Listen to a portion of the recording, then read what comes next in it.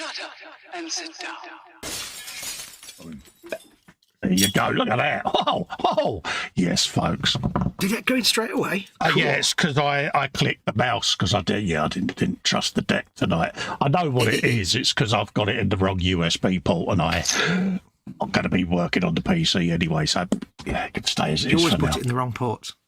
That would be an ecumenical matter. Anyway, hello, folks. Yes, it's that time again. It is me, Colin, Festa 67's workshop. Clues in the name. Ching, and the GNU himself. Yes, folks. Hello. Lord Foxes of GNU Towers, and welcome to a Friday frolic where anything could happen on these shows. We could be sitting doing a bit of modelling, we could be talking about all kinds of weird, silly stuff, and yeah, so feel free to have conversations in the chat and fire questions at Fox. He'll answer all of them for you in his own eloquent style. But before we do any of that, if you'd like to help me out and keep this all alive and help contribute towards the upkeep of StreamYard and all of that gubbins, you can do so by heading over to patreon.com/Festa67's workshop. Click the join button below or the $sign to super chat. That puts your comment in a big bold square and all of that, and you get a bit of on-screen air guitar and all of that. And also you can do a thing called super thanks on any of the video content as well that you see. So just helps pay for all of this. And I'm eternally grateful when I'll send air hugs and all of that lot. Fox has said that he would take you all out to dinner for being such lovely people. Yeah, Festa said he'd pay for it. Hey! Yeah, talking of lovely people, in the chat we got Ron and his Hetton saying hi, Colin Fox and all in chat. Hello, Ron. How you doing, geezer? If you could let us know that audio and video's fine as well, folks, I'll be eternally grateful. Guru Fox is goodly evening, Parps and Squiggles, and Teeks is in. I know, Lord Teeks of TK Land is in. Is this the chat? Hello, mate. How you doing? Lovely to see you in, mate, because, yeah, Teeks goes right back to the days of the treehouse, folks, and all of that. And we won't mention microphones not being switched off at key times because we don't want to embarrass him, but it was funny. The only one of us that can sit there with a helmet on. Do you know, I still remember this though, Fox.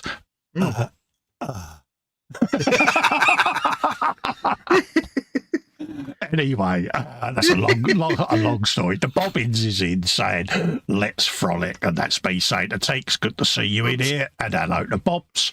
Fox is saying, only Canada. A Teeks appeared. Bill is in from LWM Modelling saying, good evening all. Good evening, Bill. Lovely to see you, buddy. PJ is in, Lord PJ, the country squire who owns pretty much all of Cheshire. He's in, saying evening morning to all you frolicking workshoppers. Hey, Paige. God, I thought I'd messed that up then, but yeah. Clearly, you did well. Bill says he's all good there. Glad to hear it, Bill. Wolf Richie is in, saying hi all. PJ says, manly hugs to you, Colin, and that huge spider sitting behind Fox. Hi, Boris. Yeah, what? TK says, laughing my arse off, shut up. Yeah, we still remember it, Teeks. It's one of them legendary live, excuse the pun, live stream moments. See what I did. But yeah. Like, did you have your headphones on? Oh, that was so funny. Ron Hetton has put in a £2 super chat. Thank you very, very kindly, Ron. Let's give that a like because that's what we do and celebrate his first super chat on the live stream. Well done, Ron. Yep. And he got a bit of on-screen air guitar for his pleasure. Bill says that is all good here for the video and audio. Thank you very much, as does PJ. Brilliant. Lovely. Thank you for the feedback, because I do worry, because that's just me. Talking of worrying, how's you, mate? And how's me mum doing, fella? Hello, buddy. I am fine. Thank you very much. Mama Wolf is fast asleep now, because I said, right, it's 11 o'clock, bugger off. So she went to bed. I just shuffle her off at 11 on a Friday. Unfortunately, she didn't get up till 6:30 this afternoon. So yeah, she's been a lazy one, isn't she? Yeah. It's like, look at you, a 4.5 hour day, you cowbag. So she, yeah, lazy cow. She knows, she knows. Oh yeah, she got it sussed, didn't she? Yeah. So, yeah, but I'm all right. Tonight, Matthew, I shall be mostly doing some more deathcore. I did my little horsey dude last week. All right, yeah. And I was going to do some more horsey dudes this week, but then decided, no, I'll do the demolition crew instead. Harold Dwight, the Wonder Rose. James and his bricks and his builds is in. He says, evening, Baldy Cole Fox, all in chat, Festa and Fox Hugs. Hello, James. Love to you, Alicia and Shania, mate. Hope you're all keeping all right. So there you go. So, me, I was going to be doing the car, but I didn't feel it. I had it on the bench. I had the McLaren Senna on the bench. And I thought, I just want to do me Suzuki MotoGP bike and start putting some of that together. So that's what I'm going to do. Did your brain just go, eh? You know when you debag a kit, and I took it out of all the rustling bags like I did with this one. Yeah, and you went, And I'm just sitting there and I'm like, I want to build it, but I want to film it as a film series. And I'm like, I just want to put a bike engine together and play with bits and do brum brum bike noises. So that's what I'm going to do. You know what you should do? After I thought, you know what you need to make? What? You need to make a tiny dishwasher. Why? So that when you're making motorbike engines, you can put the partly assembled, at the end of a stream, you can put the partly assembled engines in there just for safety keeping until you come back the next day to carry on working on them. To remind me of what I did to the wife's dishwasher. Yeah, so rather than just putting, say, your engine block back in the box, no, put it in your little desktop washing machine dishwasher. He's a shitbot, isn't he? You really are. Yeah. Oh, yeah. Yeah, he's messing with me because, it's like, yeah. Anywho, so that's what I'm going to be doing. I built one of these for E-Models a couple of years ago, and so I'm just going to sit and glue that together, do a bit of drillage and things of that ilk, and just chill out with me chums, because for me, the idea of these streams is to interact with the chatlings.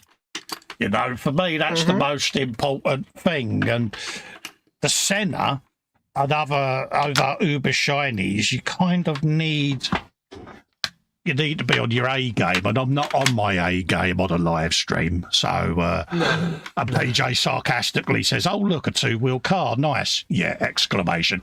I build what I want to build, mate. At the end of the day. So sorry that you're unhappy again, but I'm going to be doing me bike, mate, because, like I say, I need to put a lot more effort into a car these days than I do a bike. So yes, we've always said before, innit, when we do streams and stuff, you'll often see us doing like no thinking stuff like building decals, pretty much, because and we can do that without. To be honest with you, I'm lucky I'm still building at the moment. So Yes. Anywho, I will make him happy one day. I was going to say, one day you will make him smile. One day he will stop critiquing me, but hey, in the nicest possible way, because so that's what I'm on the going dolly to where be the doing. PJ hurt you. Oh, bless him. He means well, but it's like, we love you really, Peach. He tells me off all the time. Wow. Right. Let's have a looky-loo. We all got a nice Dremel type tool and accessories from Lidl for only 14 quid. Happy days, mate, because, they do some really, really good toolage, I must admit. Yeah. I strongly advise places like Lidl, Aldi, and even B&M. Yeah. And even your local pound shop. Yeah. I've got all my sculpting tools for £1 from my local pound shop. Oh, yeah. It cost me £1.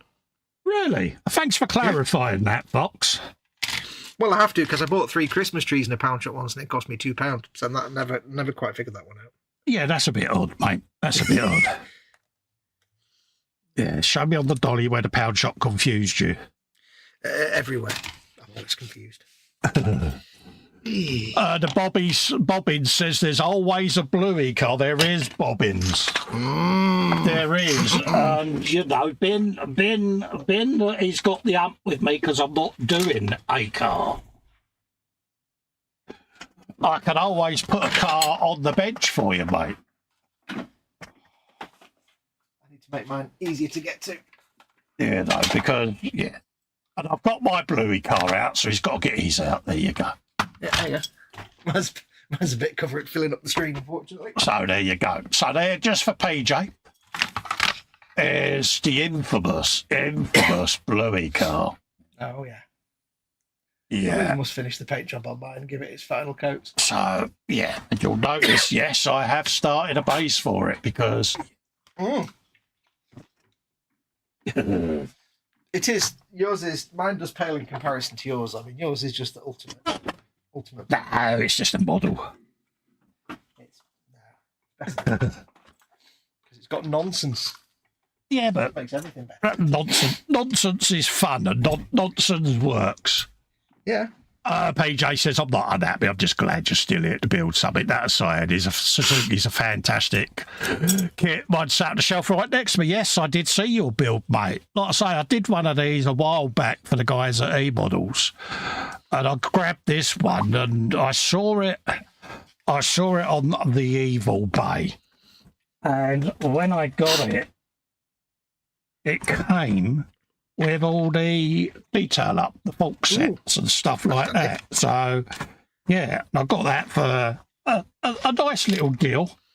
And it's been sat there. And when I did the E-Models one, I thought, well, if I do it straight away on my channel, the same bike, yeah. So I waited. And like I say, I put the McLaren Senna on there, and I want a carbon fibre a lot of it. And I'm like, this is a video build, not a live stream build. And yeah.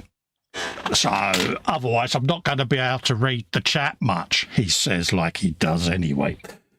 But, we never miss chat. We never miss things in chat. Oh, we are useless, let's be honest with you. We are crap. But the chat, let's be honest. Oh, yeah, that's what I'm doing. I thought I'd do my bikes. I'm actually going to binge build all my bikes first. So over the next few weeks, I'll just be doing that. Marquez one's still there, and then I can put them all on frames and get them all sprayed, see, in the same week. So it's easier for me to do it that way at the moment. Spray your frames. What else is my plans? All my builds are getting boxed up off the shelf into boxes so that I can have a move around, because I've got all the part works to find permanent homes for. Yeah. I want to do it at this stage because they're all getting a bit big and bulking at the moment. They're all stood on the ends of the chassis. See what I did there? See what I did there? I kind of want to have them on the shelves so that when I'm adding bits to them, it's easy just to turn around, grab it off the shelf, and yeah. Yep. So that's what I'm planning on doing. Nice. What have you been up to this week? I've had a CBA week, if I'm honest. Yeah, I've had a busy Mama Wolf week this week, so I've been a mixture of CBA and far too knackered to really do anything. So when I've had 10 minutes to myself, I've just been gaming a little bit just for something to do. Yeah. Because I've not really been able to do anything. I've got stuff that I'm in the middle of doing, but I've not been able to get any time doing it. So I've done zero gaming this week because, yeah, I've not, like I say, not really been that active. Yeah.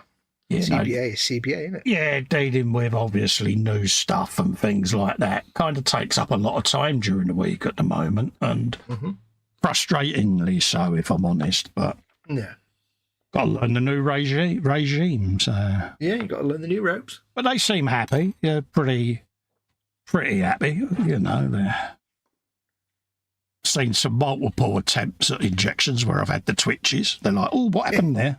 Woody Woodpecker syndrome. Ah. Yeah. I like to do a test shot before I do the real shot. There you go. Yeah. They're like, yeah, bad day, that one. Yeah, you got it. But they understand. They know the situation, and it's like, yeah. But they gave me some helpful tips, which was good. So you're a helpful tip. Absolutely. So, yeah. Not too bad. Not been rollocked for anything, which makes a nice change, if I'm honest. Yeah, which means you've either been good or it's being stored up. Yeah. Yeah. Right. That's well knackered. Let's put a new one in there.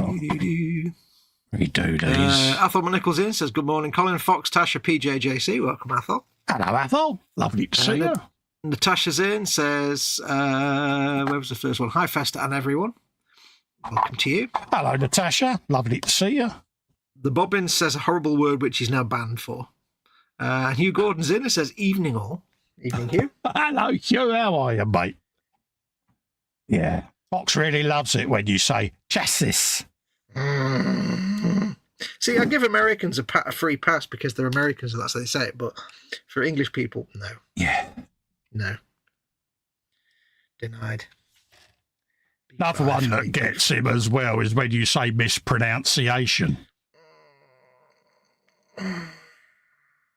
He told me this one night and I assured him I'd never do it again.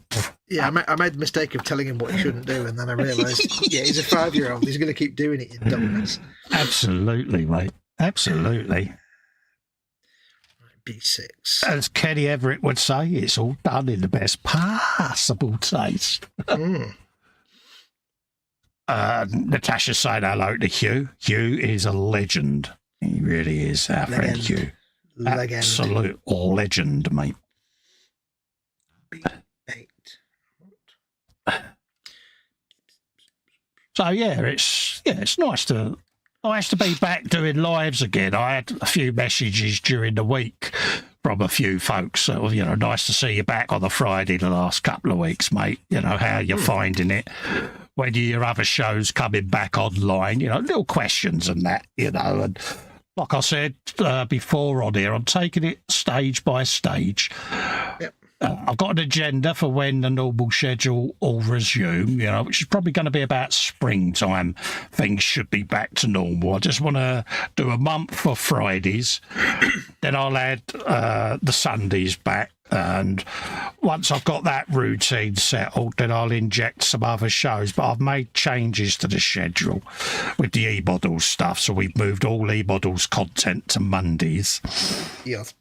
And then we will be coming up with a plan for the Wednesdays. So keep an eye out for the notifications. But we're not going to spill the beans too much yet because obviously it's a while off. So yes, I shall be back in a moment. No worries, mate. But thanks for all the people that have, reached out and inquired because, yeah, I don't like being offline if I'm honest because this is what keeps you motivated and going, isn't it? And also, you don't like to worry people because they do worry when they haven't seen you around and you don't want to unnecessarily worry folks. So I am conscious when I'm off air that people are going to reach out and be concerned, and it is humbling. But yeah, I did. You when you're not around. Yeah, I did the right thing. I've listened to folks and advice and that for a change, and I'm trying it the right way this time to see whether we can settle into a routine where I don't disappear again because last year was very stop-starting. It bugged the hell out of me.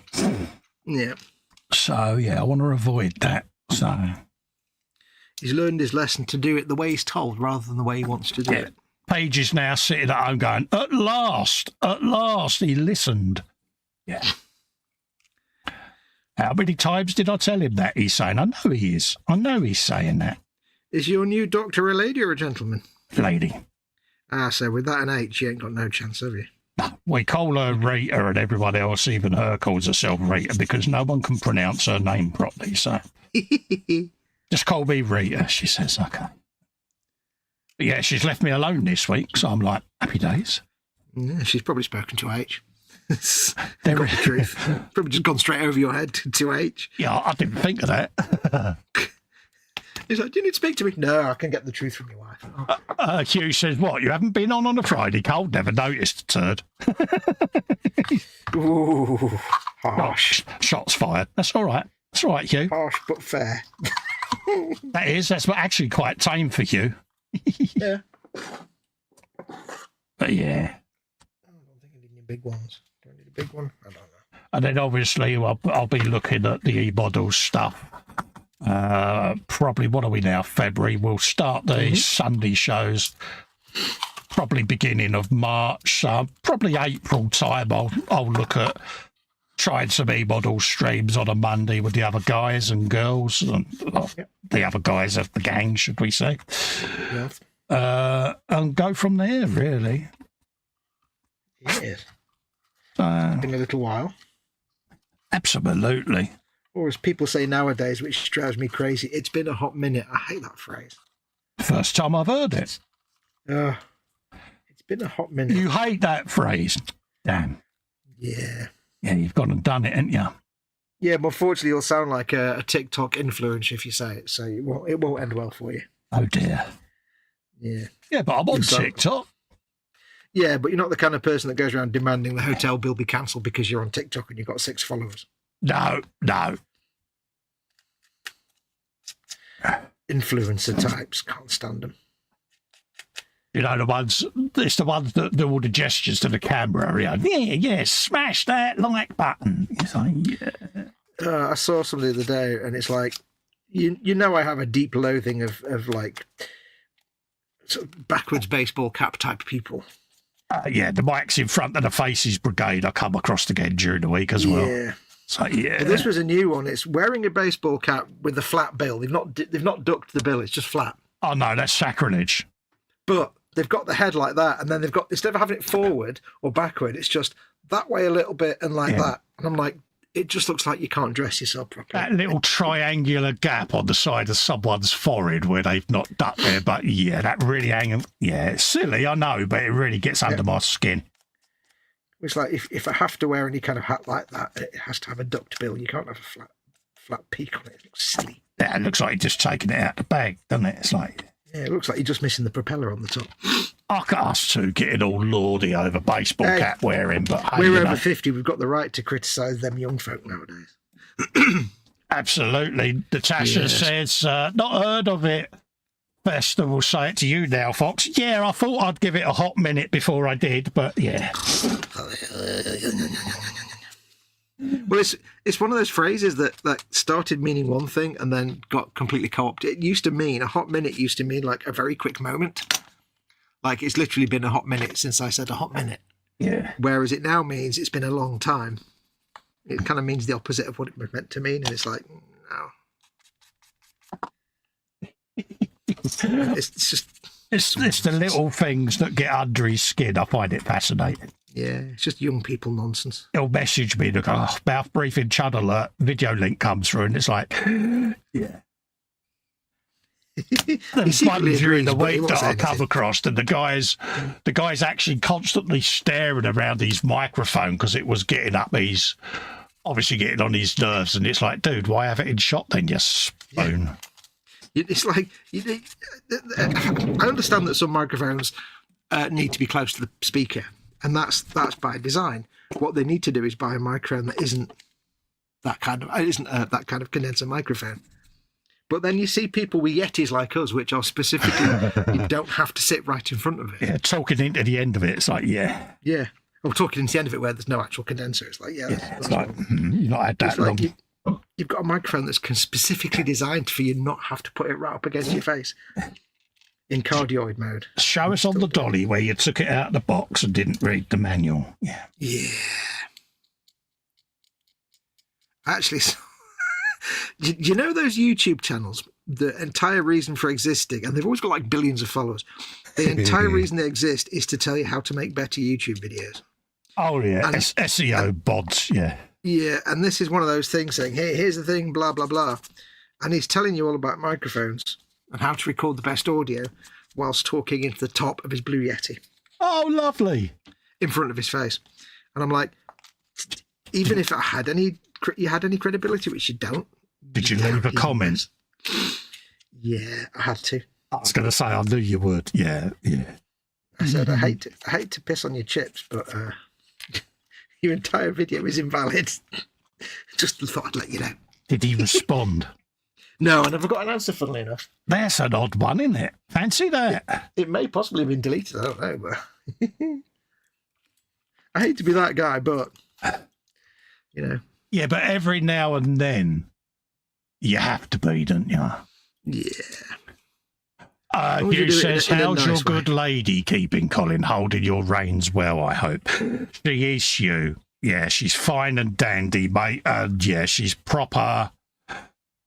Yeah, proper been kicking my backside, mate. As Fox will testify, she's in charge, mate. And yeah. But yeah, she's having to learn all kinds of new things, which, yeah. See, you know his new doctor's good when he's now doing what his doctor and his wife tell him. Oh, yeah. Without question. Before he'd be like, no, I don't do that. And one or the other would tell him off. Now it's like, oh, I've got both sides now. I've got no choice. When I had my first video call where she's right, I'm fully aware of all the shit you pulled with the last lot. I ain't going to stand for it. Me and Pam have had a good long chat about you. Ah, damn it. Yeah, Pam was retired. She was my old GP. Yes. And, yeah.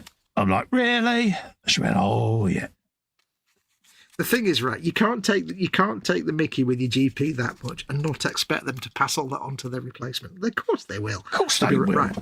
She'll be like, right, sit down and we'll go through the special file, which is all the patients you need to know about. Absolutely. We got a belly and bench in because yet again, I've been waiting to get a word in before I could ask the question. So in anticipation, what's on the bench? What's in the belly? What is your beverage of choice? And what are your biscuits and balloons?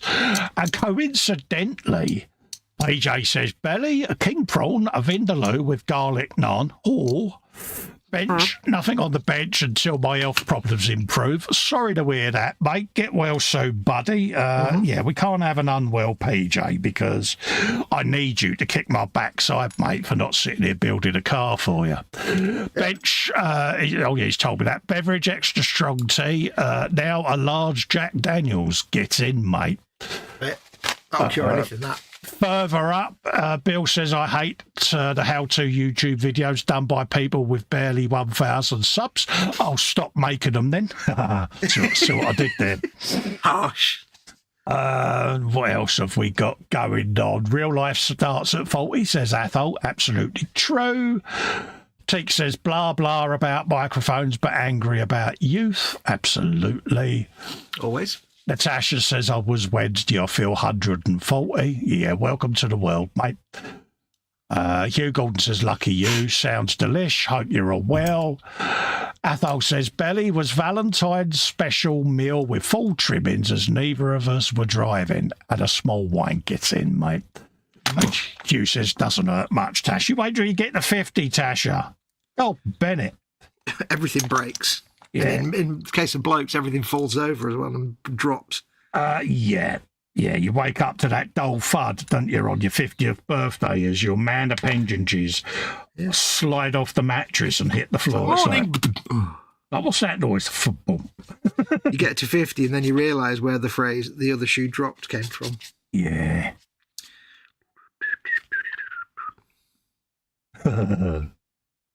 Very disappointing age to hit. Yes. But I've got that dilemma, see, because in a few years, my missus is going to hit 60. Yeah. Before you? No, luckily after me, but by Christ. I'm luckily for dreading her, it. because, you'd mock her if she got there first. Oh, she's bad enough when she hit 50. Yeah, 60 is going to be that one that really gets under her skin. I can see it. That's and already... Go on.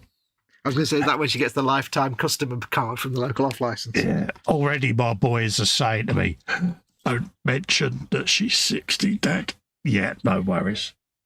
And my instant response was, see, you're 60. Do you want us to go away somewhere, love, to celebrate? She said, you will die before then. All right, love. I particularly like how you said all that on the internet as well just now. Great. I know. I'm not scared, mate. So thoughtful. I'm not thoughtful scared. Husband, aren't you?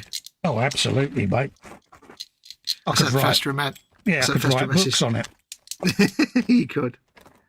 Would they go under the comedy section? Fiction or non-fiction? I don't know. Yeah, wishful thinking section, mate. Yeah, I sent Festa a message today saying, don't forget it's Valentine's Day. Did you get H a set of a bunch of flowers from the petrol station in good SO crinkly plastic?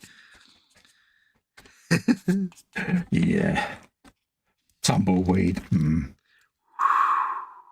Yeah, it was one of them. Yeah, about that. Right, okay. I knew I'd forgotten something today. I'll get my coat. Yeah, it was one of them. It's like, yeah. we don't need to worry about all of that. We've been together 40 years.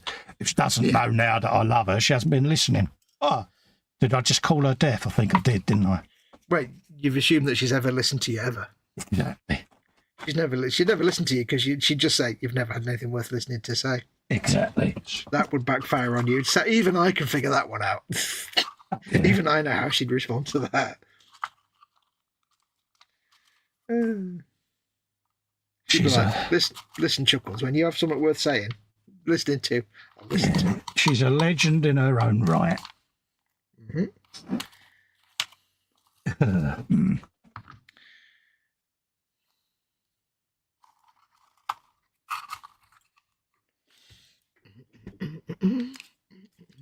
Up in there. What we got? Hugh Gordon says, plate of gruel was tasteless but keeps one alive. Absolutely. Let's have a look. Teak says, belly kebab bench 24-year-old Uruk high. Sorry, 24-year-old Uruk high. I don't know what that means. 24-year-old Uruk high. I thought he was saying he had a 24-year-old on the bench. I was going to say, don't let Mrs. TK walk in, mate. Yeah, don't let her up in the loft. PJ says, cheers, Hugh, not feeling the best at the moment, but tomorrow's another day. Oh, so sorry to hear that, geez. Athol says, wait till you get to my age, Tasha, and every morning is a plus.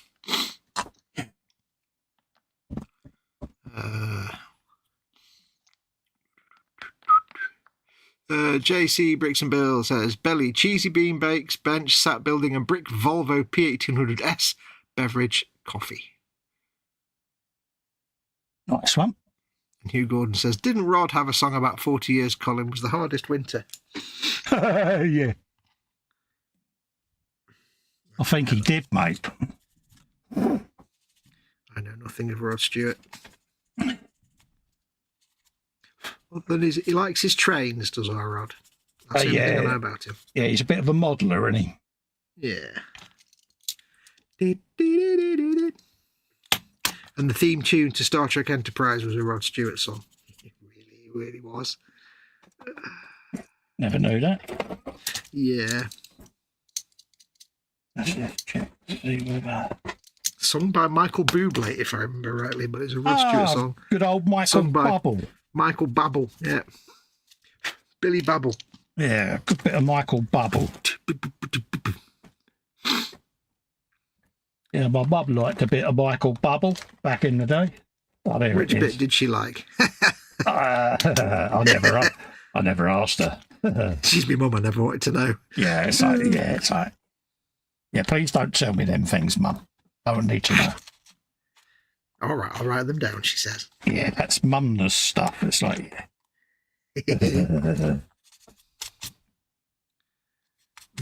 after seeing what she did to giant haystacks, yeah, I wouldn't want to get on her wrong side. That's the one, Colin. See, if you get the right poly cap. After hearing what she did to giant haystacks, I'm not even sure I'd want to get on her good side. Never mind her bad side. Yeah, bless her heart. Let's just knock that down a tad so it's staring at the bench rather than the rest of the room. Rod Stewart's trade set is worth 150 grand, says that old bloody ding dong. But yeah, there was a thing on there with him doing his good old trains and that. And honestly, he looked so happy. At the day, he's just a bloke like everybody else. Of course he is, mate. Of course he is. Simple, childlike things like the rest of us. We like the simple things in life. Yep.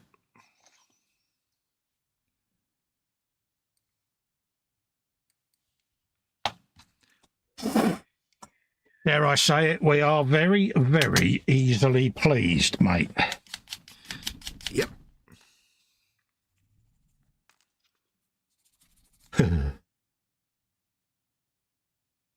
I suppose we have to be, really, because, yeah, we do all the silly things, don't we? We're blokes and we grow up with a wedge. Of course we're easily pleased. Yeah.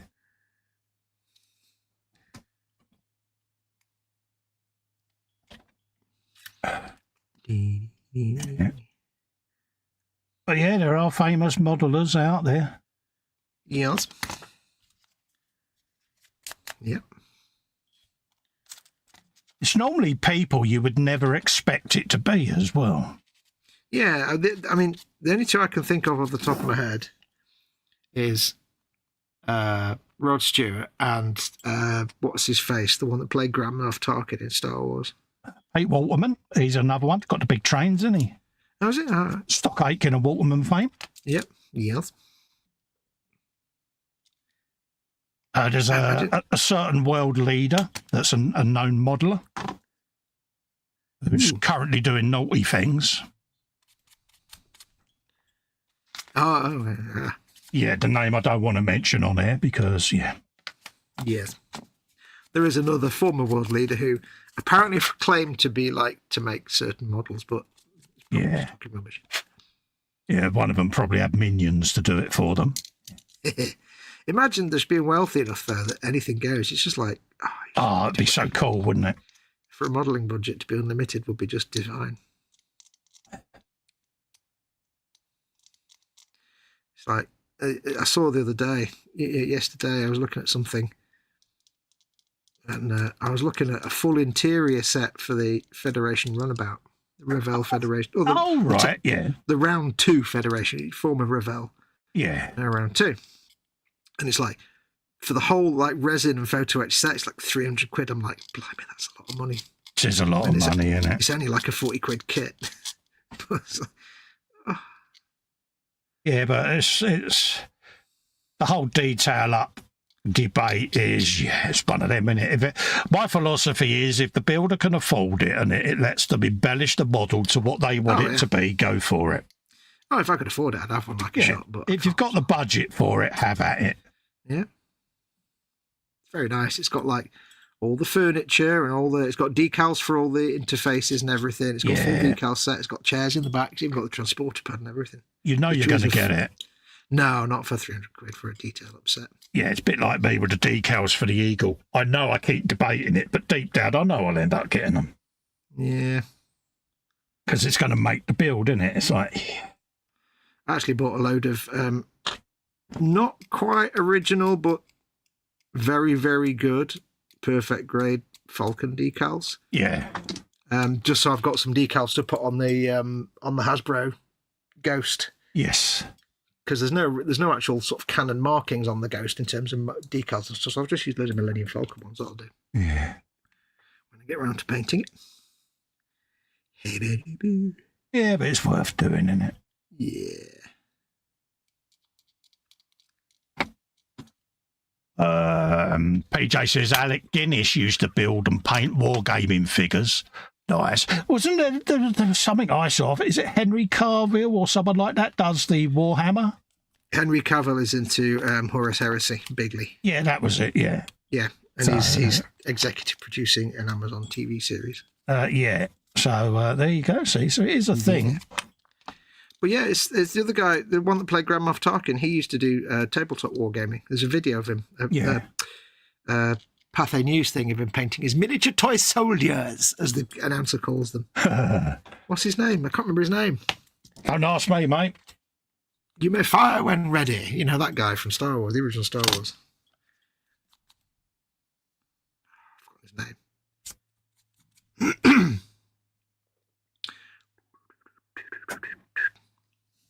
Peter Cushing, that's it. Peter Cushing. Just remembered. Yeah.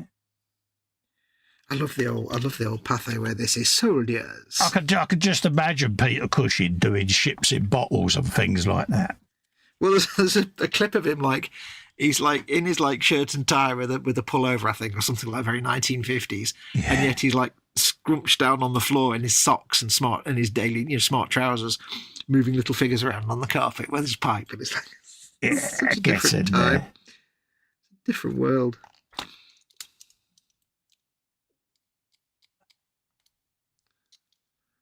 It's like my boy building Gundams now, you know what I mean? It's just like, I've got one that's a Warhammer nut.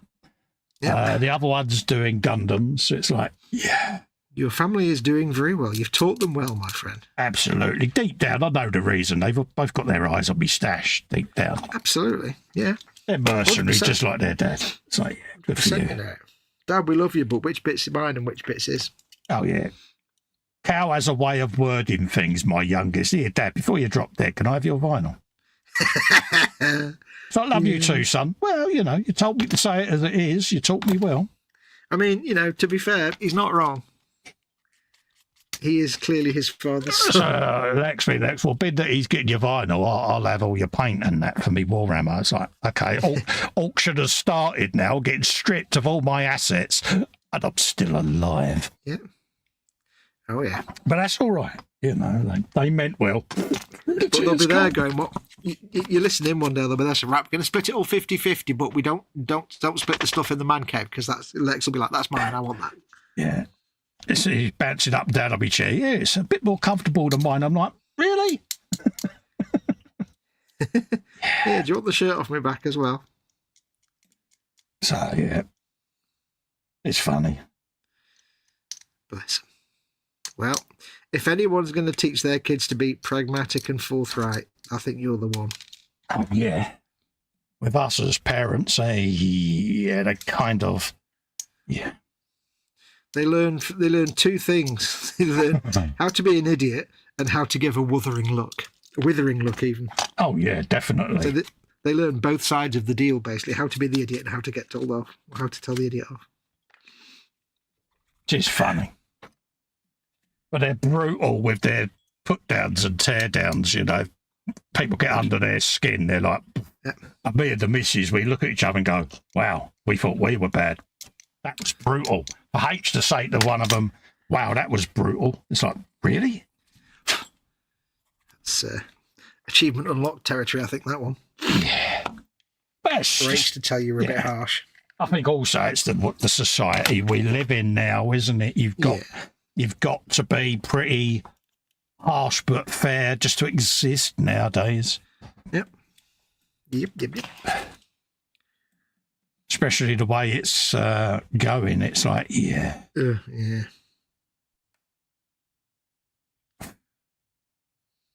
It's quite funny, though. You know, dude, who taught you to be that ruthless? You did. Funnily enough, Dad. Oh. Yeah. Oh, yeah. Did we? Yeah. So we got that bit to go on. You're just sitting there going, wait, which instruction manual did we get? Yeah. Did we get the wrong manual? H sits there going, we weren't that bad, were we? Don't ask me. Did you bring your children up by using the Atari 400-800 user manual again? Don't ask me to offer an opinion, love.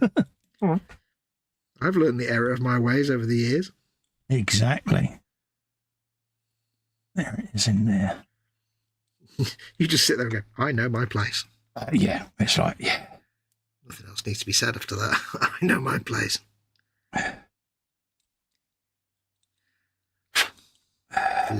Lovely. I don't think if I was starting out now, I don't think I would want to start a family. No. Because the world's a difficult place now, and it's like, yeah. The world's just rubbish now. Yeah, I don't think I would look at starting a young family. That's just my personal preference. It's not a critique of anyone that is, you know. It's. Yeah. I mean, I wouldn't want to start a family because I just can't stand kids. But that aside, even if I for some reason did actually stand kids, I wouldn't bring them into today's world. No, not unless it was very financially secure. Yeah, I just don't think it's particularly a nice world nowadays. Is that because we're getting older and cynical? I don't know. Yes, but yes, most likely. I think a bit of one, a bit of the other. I think. Yeah. I don't think people have got respect for each other now that was drilled into us when we was growing up. I don't see that now. But part of me thinks along the lines of, yes, this is what exactly 50-something said in the 1980s. Exactly. When we were young. So it's probably just the endless cycle of 30 years from now, it'll be fine. Kids of today have got no respect for their elders. Like, no, I'll just go and get my wool suit and my little pullover, me tank top. Well, yeah, it just does seem that way, to be honest. Yep. It'll come completely full circle and somebody just drop something then. It'll go completely full circle and in 20 years' time you'll see people doing their gardening in 3-piece wool suits. Yeah. Yeah, just like Grandpa Joe, yeah. Yeah. My local garden centre actually had a massive picture on the wall, like a big sort of, like a mural, as Hilda Ogden would call it.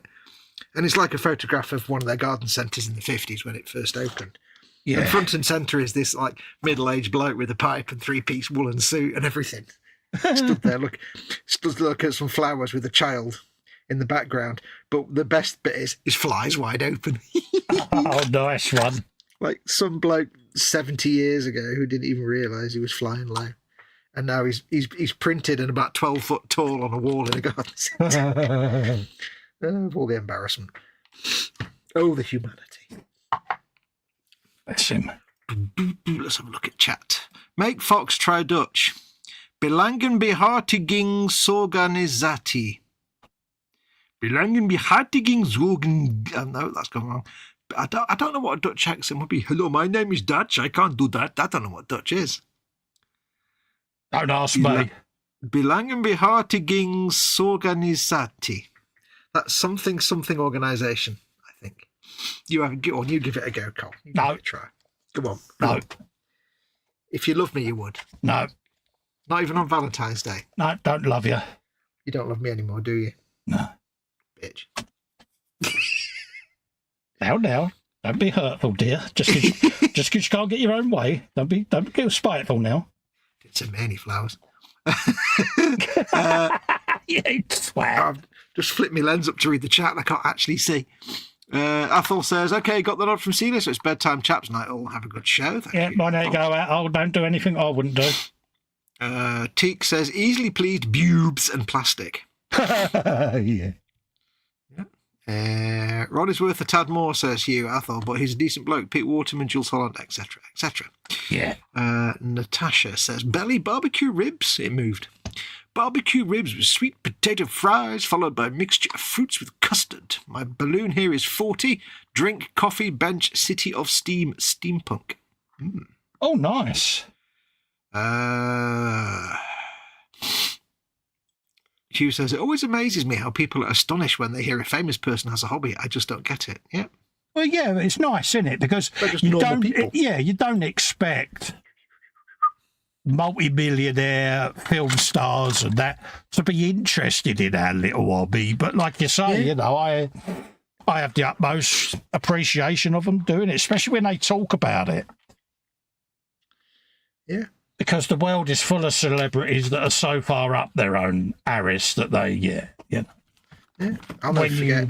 Go on, carry on. We had a little caravan, and there was one day it was like, oh look, there's the bloke from Brookside staying in the caravan next to us. How normal is that? Absolutely. So I got that to go in there.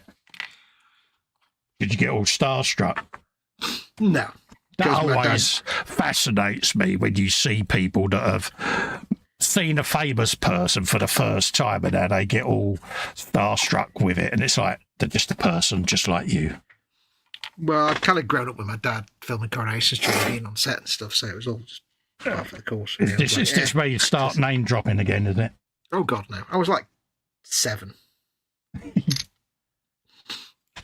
I also didn't like Brookside anymore because Phil Redman, that was producing it, fired my dad because he was doing some filming and knocked a vase over and broke it, so he fired my dad.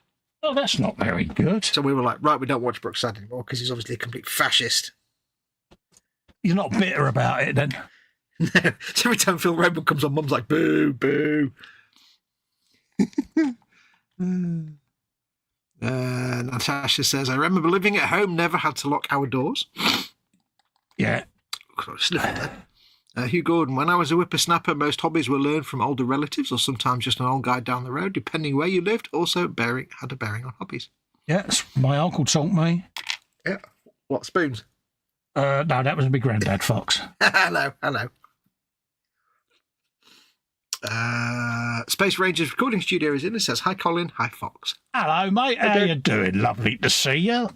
Lovely. Great, smashing, super, and all of that. Bill says, try Welsh then, and tries to get me to say Llanfair PG. I'll give it a go. Llanfair Pwlgyn Gilgori Chwyn Drob Chwylant Silio Gogogoch. Sort of. It's the CHWY that gets me. Hvin drob willanticilio go go go. Be careful what you wish for, Bill, because you'll get 15 minutes of this now, mate. The funny thing is, right, when you see these kind of long foreign words.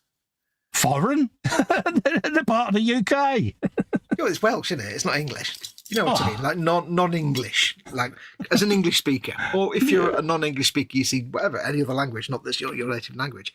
When you say a long word, and it's like, to me and you, that's just a long string of consonants and vowels that you have to master how to pronounce it. But in the actual language, they're just saying whatever it is, the chapel on the hill near the waterfall or something. Yeah. Which, if it was in English, it'd be like, well, it's just saying the chapel on the hill near the waterfall. Absolutely. But if that wasn't your native language, you'd be like, what? Like all these complicated Dutch and German composite words.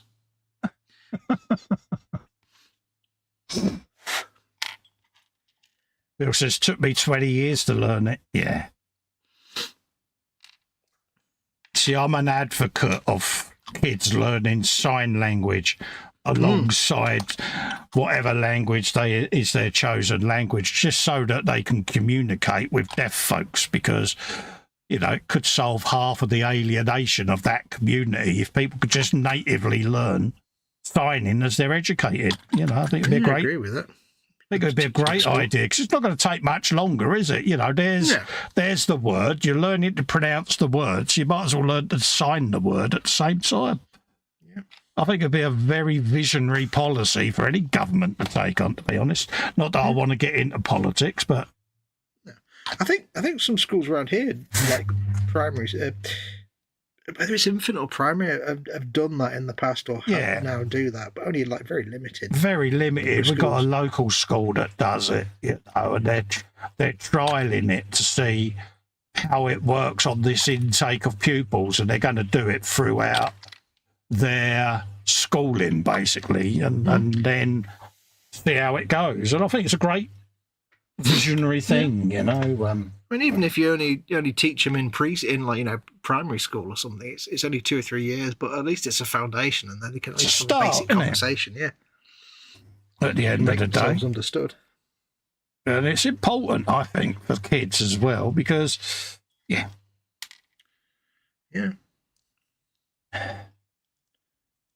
Well, it's all about inclusivity, isn't it? At the end of the day, and if that can enable it to be a bit better than it currently is, I don't think that's a bad thing. No, it always confuses me and makes me a little bit angry sometimes when you see people in discussions about video games who complain about games having accessibility features. Right. It's like, oh, why doing all this colourblind stuff, and why doing all these like things for movement and stop things moving, and it's just like, well, why would you not have that? How is it a bad thing to have accessibility options for people who are neurodivergent? Exactly. I use a few of the features. Well, you know that, because you know, why not? They're there. Utilise them. Yeah. I was reading one guy, and he was saying, you know, it was basically I can't remember what the game was now, but it was basically it had features like you can click a button and your character will auto walk,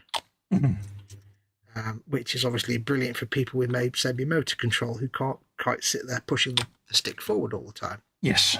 And it had options for auto-completing some of the puzzles, or simplifying them, or changing some of the things that you have to do in such a way that they become less complicated. Yeah. Because there's a lot of people who, when you have like a complicated quest list or a map with lots of things on it, it just gets too confusing and they can't keep their attention. If somebody's got a very limited chain of thought, they do one thing at a time. Anything that can help them is brilliant.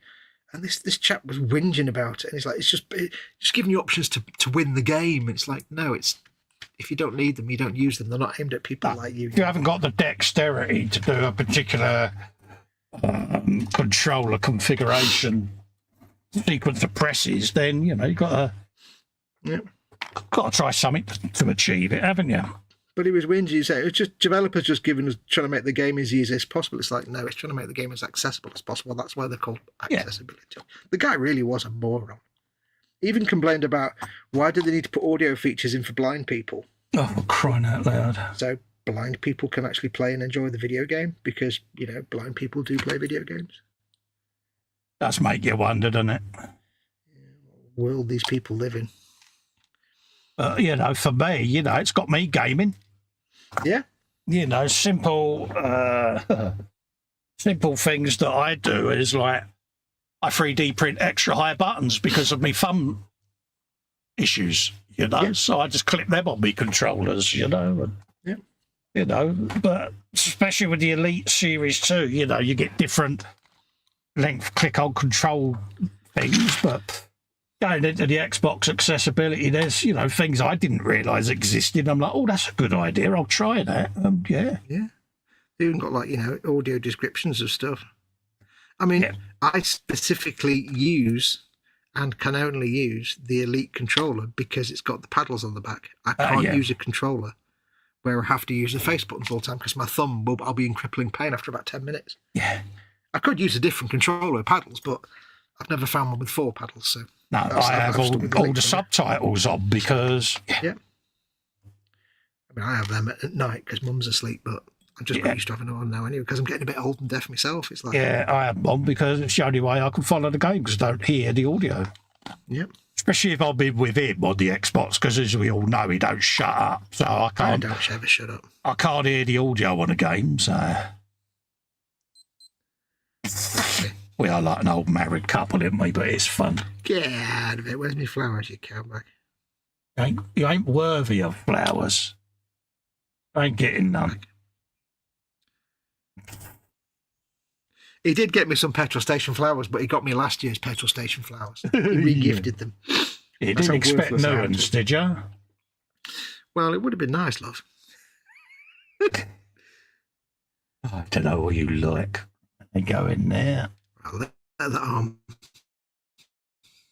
They've given you the sword hand or the chain sword, and he's got his arm, and I've got to glue it on, but there's no real connection. It's just so small. It's just literally just glue the hand to the arm, and it's like, yeah, I'm going to let the arm sit in place for a bit and glue into place because that's going to be messy if I don't. If it starts moving around. But no, I think it's amazing that so many games are coming out now with like. Because everybody complains about Ubisoft games, and Ubisoft games generally are terrible, apart from the Far Cry games, which are brilliant. Yeah. But the one way I have to commend Ubisoft with their games is that their accessibility has always been fantastic. Even before they were really known as accessibility things, they just put them in, like you turn the HUD off and disable different parts of the HUD, and it's like they've always been really good. And more developers are doing it now.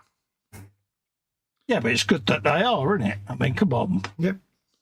I was reading some of the blurb for, you know, that game that's coming out in March, Atomfall, the one that's like nuclear, like Fallout in UK. Yes.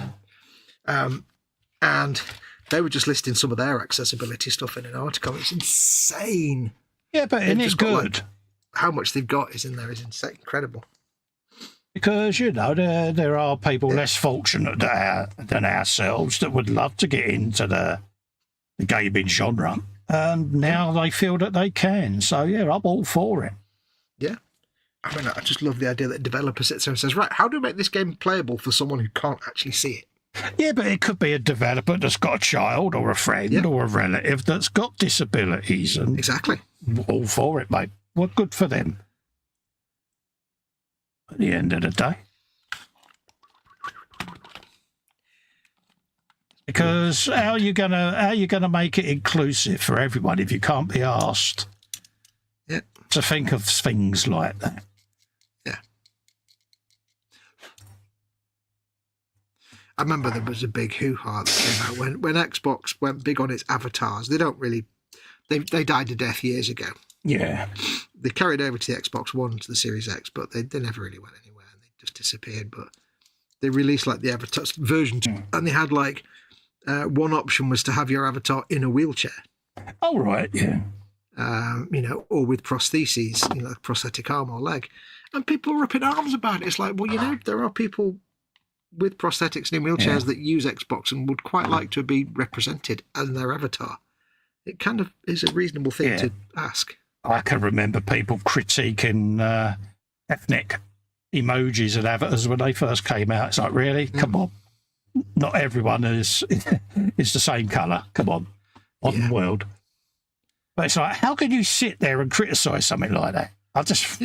Really? People just like, why do we need them? Well, because there are people who that would apply to, and they would quite like to see themselves reflected in these things the same way that we can, we take it for granted that, we'll be as a man or even as a white man or as a non-disabled man. Yeah, it shouldn't be a discussion, should it? Let's be honest, but unfortunately. Yes. I think my chat's died. Last thing, there we go. PJ says, it's always, I want a pie. A pie? Good for you. Yeah, do you mean like a European savoury pie or an American sweet pie? Or a raspberry pie? Ooh, raspberry pie. Oh, I've developed a thing, for raspberry jam. Oh, right. I always like jam, strawberry jam. And then I got Mum like a jar of like Bon Mammal raspberry jam to put on a toast. Yeah. And now if you give me strawberry jam or something, I'll just go and reject it outright because raspberry jam is like so much better. Oh dear, he's got a new thing now, folks. And you know what this means? We'll all have to love raspberry jam. See where this is going. It's like raspberry jam is like strawberry jam, but with taste. Yeah, this is his new Barry's tea, folks. Yeah. Barry's tea and raspberry jam on toast. I built a dude. Oh, I'm proud of you, soldier. He's the commander of the demolition squad. There you go. Oh, happy days. I thought I'd give him a bolt pistol rather than some of the namby-pamby pistol. PJ apparently speaks 3 languages. English, drunk English, and very drunk English. So you did that. Well, technically, would it be 4? So it'd be English, drunk English, very drunk English, and drunk English abroad. Yeah. Oh, Uno Biero. Yeah, Fishio and Chipios. Yes. Oh, yes. English people abroad on holiday are wonderful. When you hear that dulcet tone of, oi, Paco. Oi. Oh, so really? Gacon. Yeah. So, yeah. Apparently his pie is meat and potato pie in oven, says PJ. Oh, nice. Space Ranger says GTSY all. Good to see you all, I guess that means. Good to see you too, my friend. Always good to see you. Yeah. Hugh says, I can relate to Wales, although being Scottish, all sheep are scared of me. Bill says, I can sign for the blind. Ron says, belly fish and chips, beverage, coffee, bench, 2 16th German figures from the Eastern Front. Oh, you figure painting, are you, Ron? Good man. Yeah, Teek said something and then retracted it.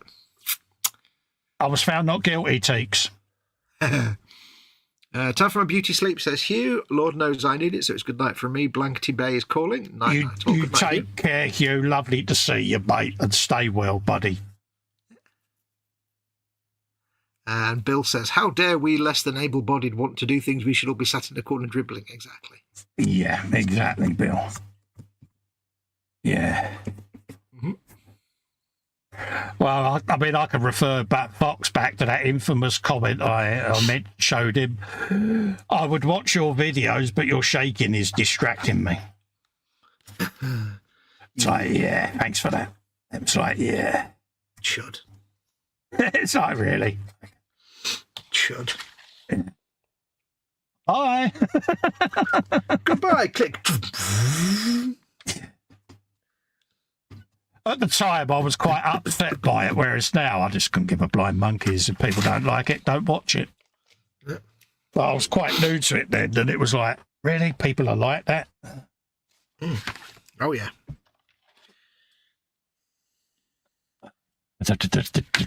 Everyone's saying later on to Hugh. It's good to see you. Good to see folks in. It really is, because yeah, we do really do, and we're not just saying it, but we really do enjoy the frolic. I must admit, it is our little jewel in the crown that we both strive to try to get back to as soon as we can. So, yeah. Well, it's like we've said before. It's like, to us, this stream isn't work. It's just I'm hanging out with my buddy. Exactly. It just happens to be on the internet. 24, 25, and 26. Yeah, 26. So what you all got planned for the weekend then? Have you got families down? Relatives visiting you, that sort of thing? Are you chilling at the bench? Are you watching any particular sport? So what's your plans for the weekend, folks? Yeah. Because yes, I am a nosy git and I need to know all of the things. We don't get out, so we need to live through your eyes, vicariously through your lives. Absolutely. I can't find this one particular piece. My life exists in these four walls, so... Yes. 26. There it is. Yeah. I've got to put this down. There's going to be a WYWOBB coming. I'll try and multitask and work while I listen. Yeah, there's going to be a WYWOBB coming, right? I know this is going to degenerate into a WYWOBB. So let's just move stuff out. I put the nippers and the knives out of my way. My missus went out with me lad the other day, and they went up to see something in London. So she said, I'll get a takeaway on the way back. She said, we're going to have a bit of Mackie D's or something. She said, save me cooking. Yeah, no worries, love, and all of that, look. So she comes home, she's got me a Big Mac of fries, and I opened the carton and saw this Big Mac that was about that size, mate. Yeah. Do you know they are the size of the old normal burger? Honestly, I'm looking at it and I'm like, yeah. That's a Big Mac. Apparently apparently McDonald's are saying it hasn't shrunk. Yeah. I know this because I got massive. I Googled Big Mac shrinkflation, folks, because when you see the pictures over the years of the different sizes that they once were, it's like, really? How do they think we're not going to notice? How do you think people aren't going to actually have measurements? Yeah, no, they're not great. So I just said to my missus, don't buy them again. Make your own burgers, love, they're better. Don't pay him for that. That's just taking the mickey, mate. No. But I mean, some of the new ones they've got, the big ones are actually quite nice, like the Big Tasty and stuff like that. But they're the occasional and more expensive ones. Yeah, like every now and then they re-release a Big Mac Emperor size or whatever they want to call it. That's a normal, regular Big Mac, folks. So anyone getting one of these burgers now, just beware. You ain't going to get what you're expecting. Just saying. I actually tried the double Big Mac once. Yeah. What a waste of time that was. I mean, it was fine. It was edible. Yeah. But you just try and pick it up and it just goes... Yeah. It just had no structural integrity at all. It was You had to eat it mate. with a knife and fork. Yeah. You had to eat it with a knife and fork. Yeah, don't get me wrong. I back in the day, I was partial to a takeaway. You might have noticed, but I don't like being ripped off. None of us do. Let's be honest. And I felt that they had been ripped off, and surely the people serving that must look at that and go, "Yeah, this is substandard." Substandard. I cleaned that up. It's substandard. Yeah, that's me WYWOBB done, folks. But it really did disappoint me. It was like, really? Yeah. I only thought about was wagon wheels. Yeah, but it's just like shrinkflation's taking the mickey, isn't it? It's gone too far now. So I've had me WYWOBB. I feel better now. Nah, but it's not. It's really annoying, isn't it? I don't even need to speak. I could just let him crack on. It's like a little fusion reaction. It just keeps going. Sorry, folks. I really am, but they love it. They love it. I am sure you all think the same, but I know there's the soothsayers who say, yeah, but, it's progress, it's the modern world, and it's to prevent obesity and all of that. Like, well, then, if they're shrinking it down, don't put the price up at the same time. Just saying. PJ says, I plan to sort out the disaster area that is my cave the weekend. However, feeling crap, I think I'll vegetate on the sofa and watch the Welsh Open snooker on TV instead. Yeah, chuck us a message, PJ, later, mate, or we'll have a good wibble, mate, if you're up for one. Because, yeah, I don't like my mate feeling unwell. Wait, if you were having a wibble with someone else, are they even going to get a chance to even get anywhere near having a wibble? Because you'll just be too busy having your wibble. Oh yeah, because Paige, bless him, you know, he can wibble with the best of them. Mm-hmm. I'm sure he'll enjoy having a wibble. It'll make him feel a lot better than he currently does. So, wibble will be had. A wibbling we will go. I was wanting to do some moving around in the man cave because I want to put all my artworks in the respective bookcase places and that. And I just couldn't be bothered. I had no energy this week, and it was like, yeah, you just can't push yourself when you're not in that good spot, can you? You know what I mean? No. And the thing is, if you're not 100% in the mood for anything creative, there's no point trying. We've said it before. There's no point trying to do anything creative because you won't do your best work. No, I listened to my body at the end of the day, which is something I don't normally do, and it's like you're getting used to. Yeah, the carcass is like no, and I'm like, yeah.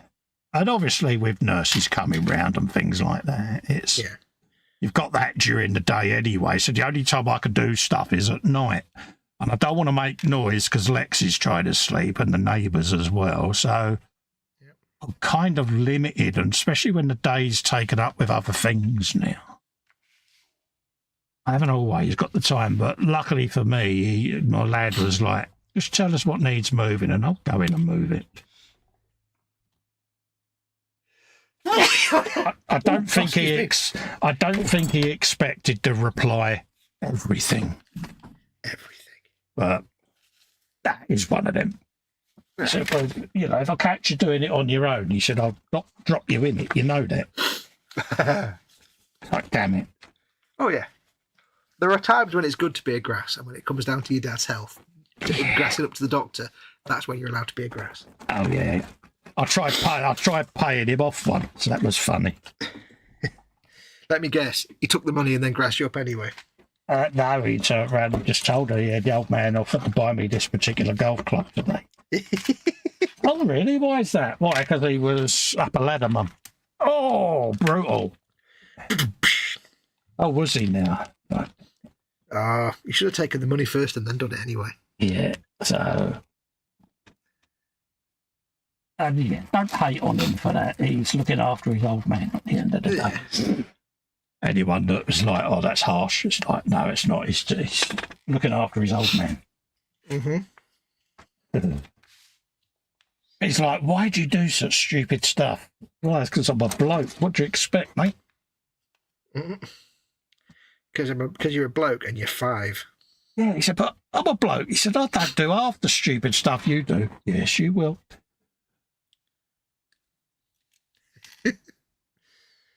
I said, think of all the stupid stuff you did when you was a teenager. Yeah, he said, I was a teenager. He said, but unlike you, I grew up. Oh, brutal.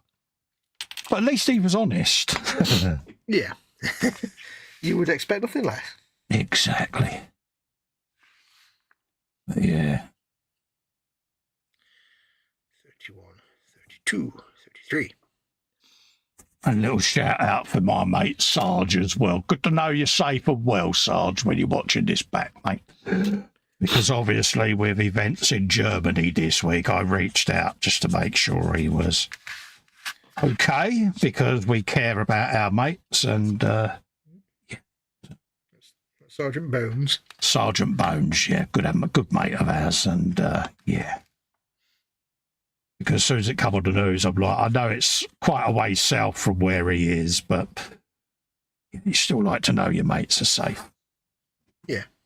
It's like when the fires were happening in Australia. I got a couple of relatives that live in Penrith where the fires were. You just reach out, don't you? You just check up on them. It's nice, isn't it? Yeah. Right, it's 4 of them bad boys. Happy days. Yeah, you can count to 4, Carl. You've got a broken Games Workshop component. Oh, it's broken. No. Shock. Horror. It's just snapped on the sprue. No. Yeah. Dude, I'm gutted. Deep sadness. Yeah. What's the world coming to, Fox, eh? It's coming to just nonsense. I'm gonna see if I can glue it on anyway. Oh, you can, because you're a guru. Squishy alert, squishy alert. Oh. Lord Edward of Leonard is in. Says, hi there, Colin and Fox and the people in chat. Order a double cheeseburger minus ketchup and mustard and add mac sauce, and it's a lot cheaper and better. There you go. He heard our wibble. There you go. Yeah, have yourself a squishy. Everybody heard your Wiv Festa. Everybody. There you go, mate. Teak says shrinkflation might just be age. Yeah, even though my hands are still growing. Bill says Sunday nights for me is radio net night. Who needs Skype, Zoom and the interwebs when you can talk to folks over the airwaves? Yes, he does ham radio, doesn't he, with H? Yes. Not my H, but with an H. Yeah, maybe shrinkflation for you is just because your hands are getting bigger. So maybe to you. Now, Pete, if he's watching this back, will be sitting there going to his missus, see, I told you he had big hands. You need hands. Because our mate Pete at KA.Models is obsessed. He's fascinated. He's truly obsessed with your big hands, isn't he? He is. He wants to send me his stuff just to see how small they are in my head. It was the goddamn pin vice that started it, and he was like, dude. Yeah. Big hands of strapping bigness.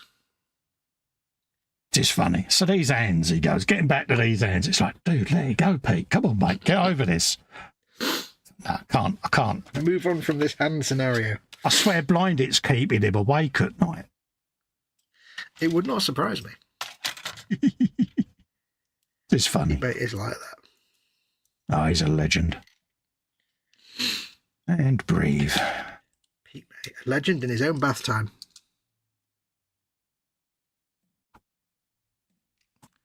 I'm going to see if I can recover this broken component.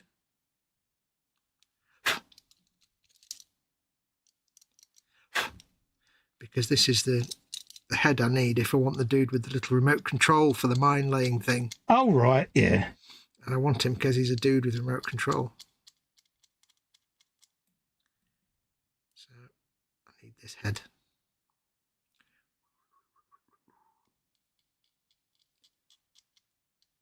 I wanted to burst into the R White Lemonade advert then. Don't know why, it just, entered my little brain. Secret landing. Yeah, I've had the Voyager theme in my head all week. Have you? Yeah. Can't get it out. Well, we had heard, love. I need some silly bang. You are a man of a certain age. Steady. I've no complaints.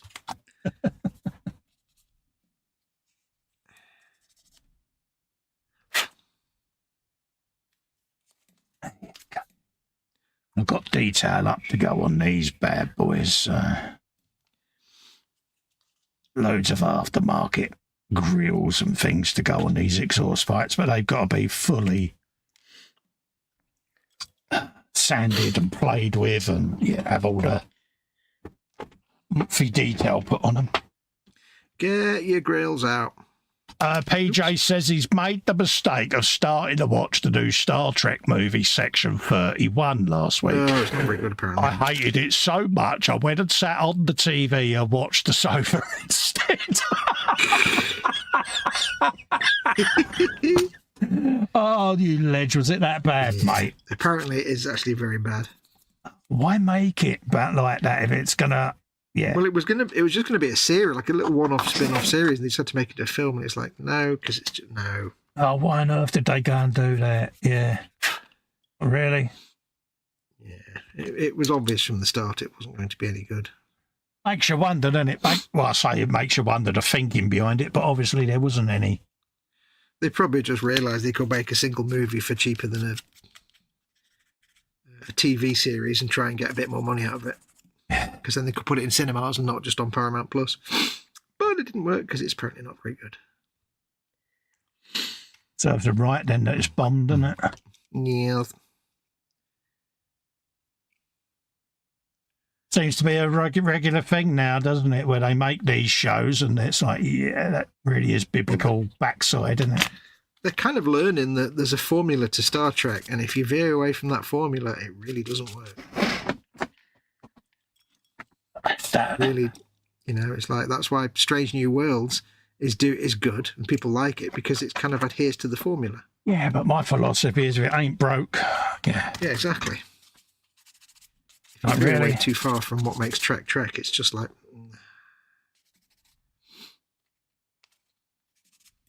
Like they're doing an Academy series, and it's like, yeah, that's not going to work. That's going to be terrible. Because, again, it's not sticking with the formula. Sadly, you need a ship and a crew, or a station and a crew, and that's as complicated as it needs to be. Yeah, you don't need to go too far with these programs, it's like... No. They've been done to death now. Yeah. It just needs Monster of the Week, individual episodes, maybe with a bit of a story arc, but not... But they've been making all these, the whole season is one story arc. It's like, no, that doesn't work for Star Trek. Really. Not if it's the main way it works. No. Monster of the Week. Go back to that. Yeah. I have to say, over the years, with repeated rewatchings, I'm liking Voyager. I didn't like it at first, but over the years, I've watched it about 4 or 5 times now. Yeah. It's growing on me every time I watch it. I don't hate it anymore now. I know what would have made it better, but, Well... Or who? Well, the first 3 seasons could have had something in them that the 4th, 5th, 6th and 7th season had that made them better, but... It's like Deep Space Nine got really good when Cisco went all naughty. Yeah. Angry Cisco was fun. That is the one negative about the classic Star Trek stuff, is that they never broke away from having the great cast plus Totty. Yeah. They never got out of that until, modern. It was always like, oh, look, we've got Deanna in a skimpy outfit, and oh, look, now we've got Kira in a body-tight outfit, and oh, look, now we've got 7 of 9 in a skin-tight outfit. It's like, really? Yeah, but wasn't that the Roddenberry effect? No, this was after he'd gone. This was like DS9 and Voyager and Enterprise. It's like, they just kind of... You mean to say you would deprive your mate of Intendant Kira? Come on. Well, no, it's perfectly acceptable. But it's just like nowadays, you look at it and think, really? Yeah, it's not relevant nowadays, is it? Because times have changed, haven't they? Let's be honest. It's more just a case of female character, therefore she must wear a skin-tight outfit. Yeah. It doesn't really work when she's a major and it's a military uniform. But hey, moving on, Yeah, it's of its time, isn't it? Yeah. Well, at least they tried to give 7 a reason for wearing that catsuit, and ka-ching. But at the same time, you look at it and think, yeah, it's a bit. Well, yeah, it's just of its time, isn't it? Yeah. It's sometimes, like you say, you see old reruns of TV shows. You're like, they got away with it. I do like going back and watching things like DS9 and Voyager and stuff where, like, every now and then, the costume designer will have like a bit of a derp day. Yeah. And they'll give an alien a costume that's come straight out of season 1 of like the Next Generation. Even though this is like, 1998. I'm watching Voyager today, and they've got this alien race that basically wear like a wire thing around their head with coloured bits of glass in it. And it's like, that looks so stupid. That looks so Gene Roddenberry. Yeah. It's like, really? It just looks terrible. It's like, wow, the costume designer, that was the intern's design, wasn't it? Yeah.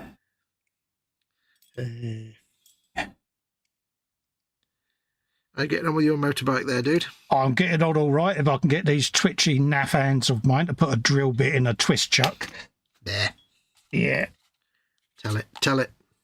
It'll get there. Just takes me time. Yep. Which is why I don't like using twist chucks, but we got there in the end. Right.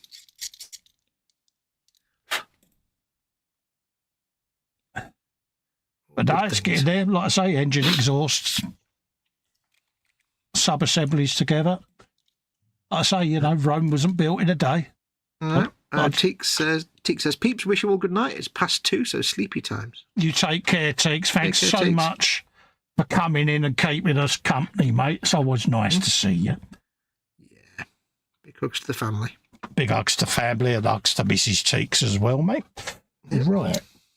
Let's put the frame together and do some more drilling of holes later on. I'm not saying we're old, but I'm sure Teek's daughter's now got like a motorbike and everything and boyfriends and things. I know. I can remember when he was bringing her up as a babe, can't we? You know, it's just like, really, we are that old, folks. Yeah. We really are that old. I nearly died of a heart attack. My brother that lives in the States, I've got 2 nieces that live in the States. And he was like, oh, yeah, niece number 1's finished at university and now we're living in Australia, and niece number 2 is about to go into university. It's like, oh, God. Yeah. They were like, I've still got the little tub of plastic dinosaurs they played with last time they came. Come on, what? And all my nephews are now like driving cars and going to university and finished degrees. It's like, oh God, yes. They were like 6, 5 minutes ago. Stop with that already. That's when people first meet H and they go, have you got kids? Yeah, 2 boys. They go, oh, lovely. How old are they? In that little baby voice that people seem to do. She goes 30 and 28, and it's that awkward. Really? Yeah, one's an accountant. Yeah. The thing that I suddenly realised is, because I said before, I don't like kids. I don't get on with children at all. I have no time for them, no patience for them. So I hate to admit it, but all the years I had to suffer my brothers bringing their offspring round to see Mama Wolf and me, and it's like I just sit there going, oh, I hate this, I hate this. I mean, I love them to bits and stuff, but they're just like, you know, I hate having kids because it's like Spot and Data's cat, you know what I mean, and Wolf. Yeah. And now I'm thinking, oh, crap, now the nephews and nieces are going to start doing that in the next few years. You know it's going to happen. Yeah. Just kill me. Yeah, suck it up, mate. Suck it up. It's coming. Can we bring our kids around? How about no would be great. Thanks. Yeah. I love you, but no, please. I've just never gone with kids. I can remember my boys once saying to us, are you that bothered about being grandparents? No, you live your life for you. Why is that? Well, I don't want to get married and I don't want kids. It's like, yeah, happy days. Yeah, cool. I said, look, we didn't bring you in the world just to give us grandkids. You live your lives how you want to live them, not for us. Yeah. Go off and do your own thing. It's like, so happy you said that, because Lex is very much like you. He's like, I like my life how it is. I've got my independence. Yeah. I've got no intentions of getting married. And yeah. Yeah, I've got no patience for children, no desire to sacrifice anything for them. It's, you know, and it's like, father. Yeah, Blake, you know, it's your decision, it's your life. That's how I see it. I said, I thought you'd be gutted. I went, no, I don't give a monkeys, mate. Yeah. I admire you, especially this day and age. It ain't cheap raising children. No. And it was funny, it's just the way he said it. He said, I don't want some docile Doris telling me I've spent too long on my Xbox today. He said, it's my life, I live it how I want. So good for you. Yeah. Like, bloody hell. I'm just far too selfish. It literally is the same thing. It's like, yeah, I get to do what I want when I want, and I'm not prepared to compromise that. Exactly. It's your choice. Yep. You know, and that's all I said to him. Your life, live it how you want. Don't worry about us. I like my routines. I don't want things that disrupt them.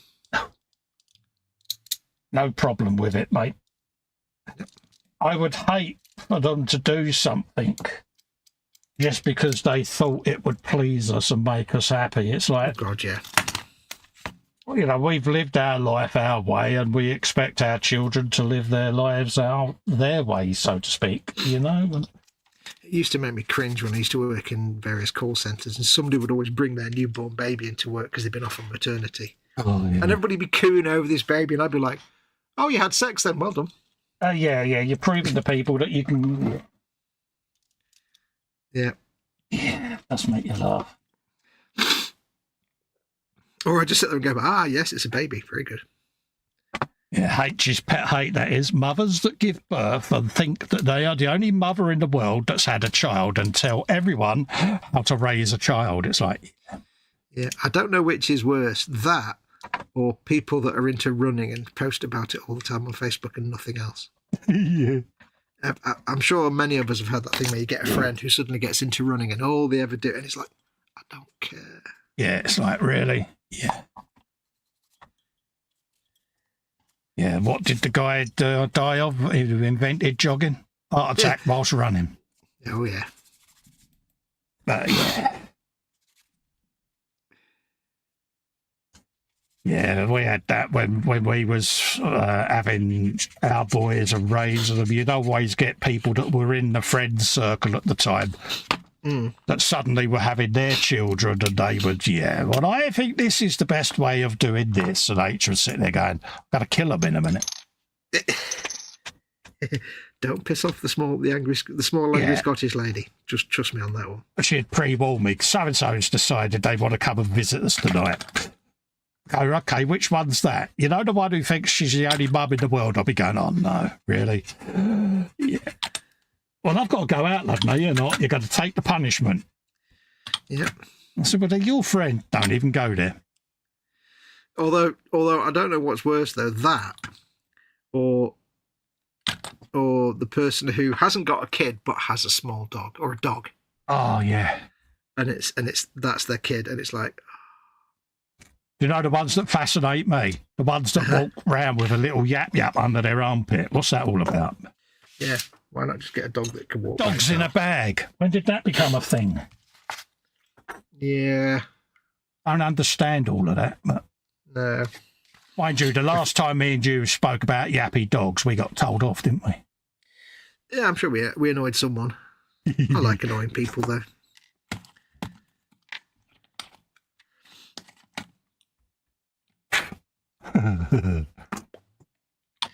I can only ever share my opinion, which can never be wrong. Dear points of view. Opinions can never be wrong. Okay. Facts can be wrong, opinions cannot. Exactly. That's what it's all about. PJ says meat and potato pie is served with brown HP sauce. Just saying. Do you know, ever since we started doing this Friday Frolic, I've grown to love HP. I've had more brown HP sauce. Oh, yeah. Before we did the Frolic, I hadn't had HP sauce since I was like 6. Yeah. And I didn't even like it. And now it's like, I need all of it in my veins. Yeah, Daddy's brown sauce is my go-to. It's like, I can never decide between Daddy's and HP. To be perfectly honest, I can never choose. No, there's nothing wrong with rotating varieties, mate. Yeah, I can never settle down on you know, I'll do a bottle of Daddy's, then the next one's a bottle of HP. You know, it's everyone's HP, then, isn't they? You know, he's HAPP. See what I did. I hope you're enjoying it, PJ, with a nice JD. I wish I could have like strong alcohol spirits and meat and potato pie when I was poorly. I wouldn't feel poorly for very long. Yeah, but he's that poorly that getting absolutely properly brobs and list, mate, is probably a blessing. But also, he's also cooking it himself as well, which is like, if I'm poorly, I either don't eat or I get a takeaway. Are you that drunk, PJ, that half the HP sauce is smothered all round your chops, mate? Mama Wolf. We're on, like I have to bribe her to get her up in the mornings, my house, in the afternoons. So that was wishful thinking. Yeah, I have to bribe her. Like, if you get up, you can have X, Y, or Z. Yeah. Well, the latest thing at the moment is chocolate eclairs. Oh, right, yeah. You know, the cake, not the sweets. Yeah. And so I order a load of chocolate eclairs in each week. And they sent us a load of chocolate eclairs, but one of the packs was like these shoe buns, which are basically round chocolate eclairs. So she had one of these this morning because we don't have any left. I went in 20 minutes later. It's basically a shoe bun with chocolate and cream inside. Like her entire mouth and face and nose were just covered in cream. Good girl. It was so. I was like, "Are you like 4?" And her hand was covered in cream. I'm like, "It's so scruffy." Perfect. 5 years old or what? Edward Leonard likes Tabasco sauce. I used to like a bit of Liam Perrin's Worcester sauce. Oh, mate. Oh, nectar. It's like, oh, God in a bottle, that stuff, mate. I was never a big fan of hot, spicy stuff like Tabasco and stuff and sriracha and things, because I want to get the flavour. I don't want to just be uncomfortable. Although Didn't I do you eat used to do the hot and spicy eat-offs with Paul Stewart even. Yeah, but that was more just for fun. I wasn't eating them because I wanted to enjoy them. Yeah. But if I'm having like a meal and stuff, I very rarely have anything hot and spicy because it's just not enjoyable. Yeah, I'm not good with that sort of stuff. Ellen, she'll eat chili sauce that is like fluorescent green nuclear bubbling in the bottle type stuff, you know. Yeah. And I'm like, how do you do that? You've got asbestos guts, you know. Yeah. Don't know how she does it. You know, I'd rather enjoy the texture and the flavour than the super hot curries and that. She's like, oh yeah, all day long. Get it. It's each to their own, isn't it? Yeah, I think part of it is also that I'm at the age now where if I have that kind of hot, spicy food, you know there's going to be consequences. Yeah, it's that Johnny Cash in it. It's going to burn, burn, burn. Well, it's not so much that I'm thinking of as more just the uncontrollable consequences, which when I was younger could be dealt with, but as you get older and muscles get less reliable. Yeah, we know where that's going. Yeah, you know exactly where that's going to end up. Yeah. I need my tweezers. How the hell am I going to stick this on there?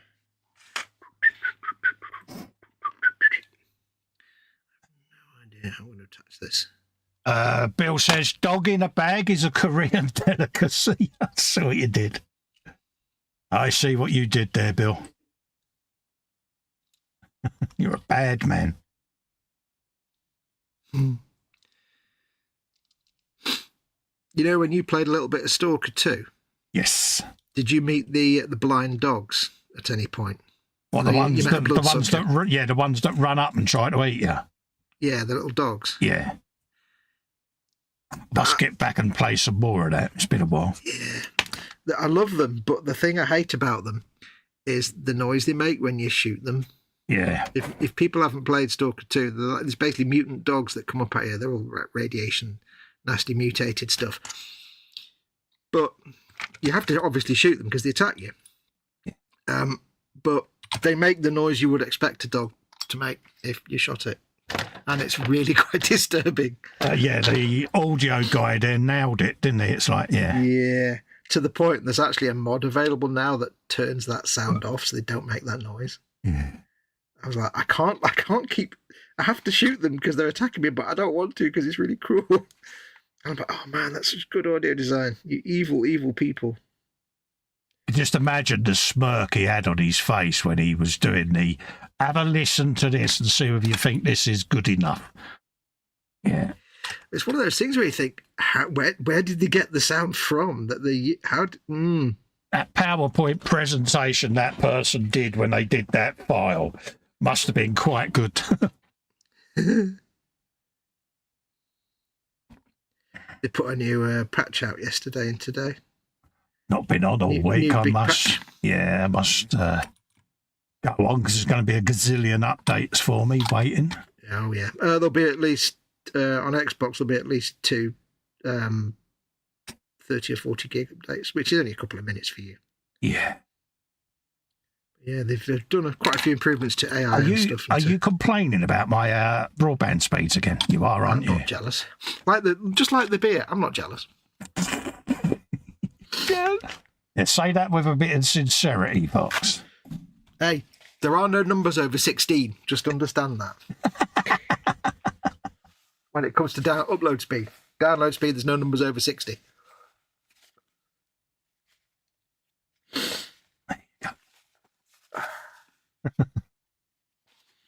Oh, I've got the sniffles. Yeah, they've improved combat a lot, and they've enemies now don't hit you with a shotgun from 3,000 meters away, like they've just lasered you. I think the last updates I got were all the flight sim ones that came through. Yeah. Like I say, I've not been on all week since we was last on. Yeah. So I'm having withdrawal symptoms. But it is the weekend, isn't it? So it is, yeah. Well, this is the thing. It's like Friday is wind down time. It's time to turn on consoles and turn off giving a crap about anything else. So he'll be happy because I'll be back on the Xbox and he'll be fancy an hangout. I'm on the Xbox, Cole. Cole, you there, Cole? Cole, you there? Well, we were going to do that last week, weren't we? But we never got around to it. No. Life, innit, mate? Yes. Certainly is, Stanley. Oh, that goes together so nicely. Oh, so nice. Let's get that horrible old nub off of there. Edward says, I make Thai red curry and grind up dried ghost peppers in a coffee bean grinder to put in it.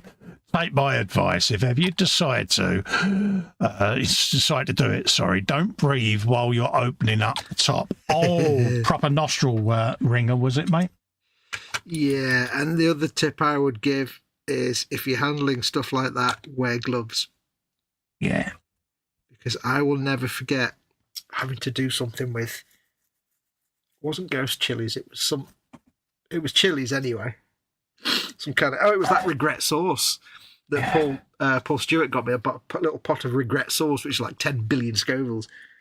And you literally have to put like a molecule of it on your food. Yeah. And I tried a little bit on my finger and nearly died. But then I instinctively had an itch on my nose, went to scratch inside my nostril. Yeah. Yeah, that was burning for about a week. Yeah. H rubbed her eye once after doing one. Yeah. Don't go for a wee. Yeah, she was proper. The only time I've seen her cry like that, she was in a right old state. It's like, my answer, I poured some milk in an eye bath and just washed her eye with that, and full fat milk. She was like, I wouldn't have thought of that. What's the first thing they say? Have a glass of milk just in case you burn your throat. It works for that. It's the fat in the milk in it that breaks down the capsaicin, whatever it is. Yeah, you're married to an ex-welder, love. What do you expect? I'm going to know these things. So, yeah.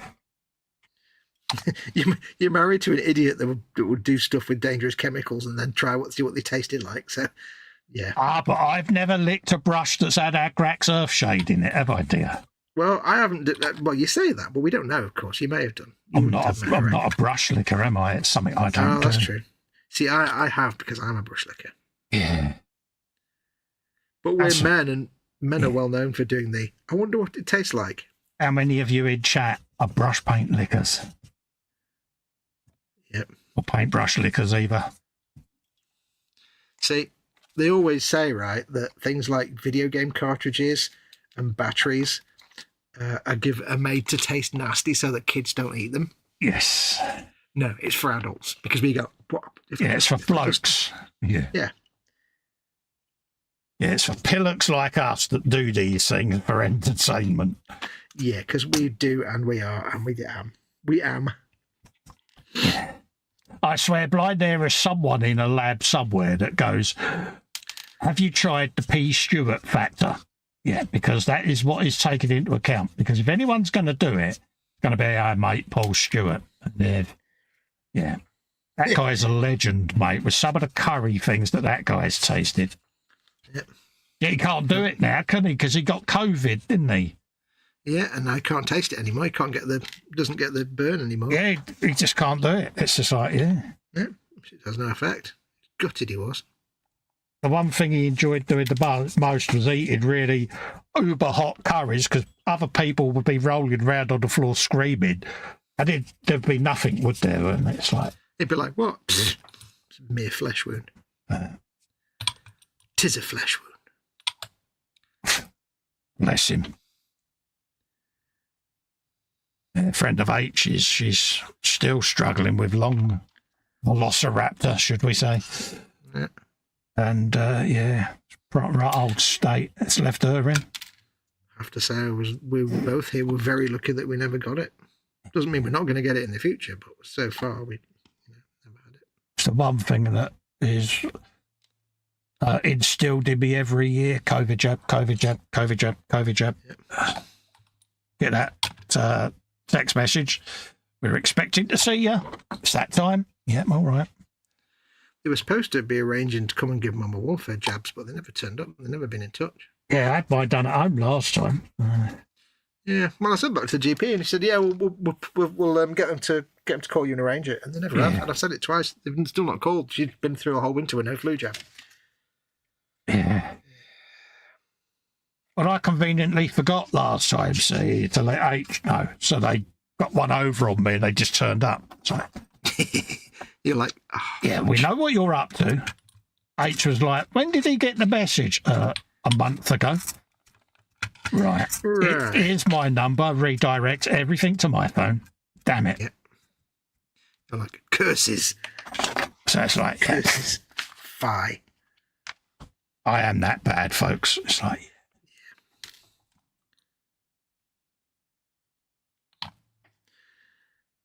I totally forgot to get my flu jab, actually. Yeah. I'll admit, I just completely forgot, but you know.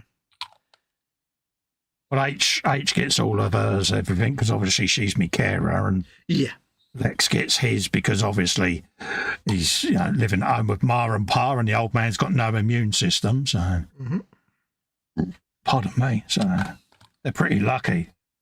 I said to Cal, you need to reside here for a month, a year. Yeah. I said, you'll get yours. I was quite shocked when I said to the GP, I said, because I'm my mum's care and I live with her, do I get the COVID when they stopped doing the chocolate velociraptor jabs? Yeah. And, they just said, right now, it's just, only specific people. I said, do I get one? And they were like, no. Really? That surprises me.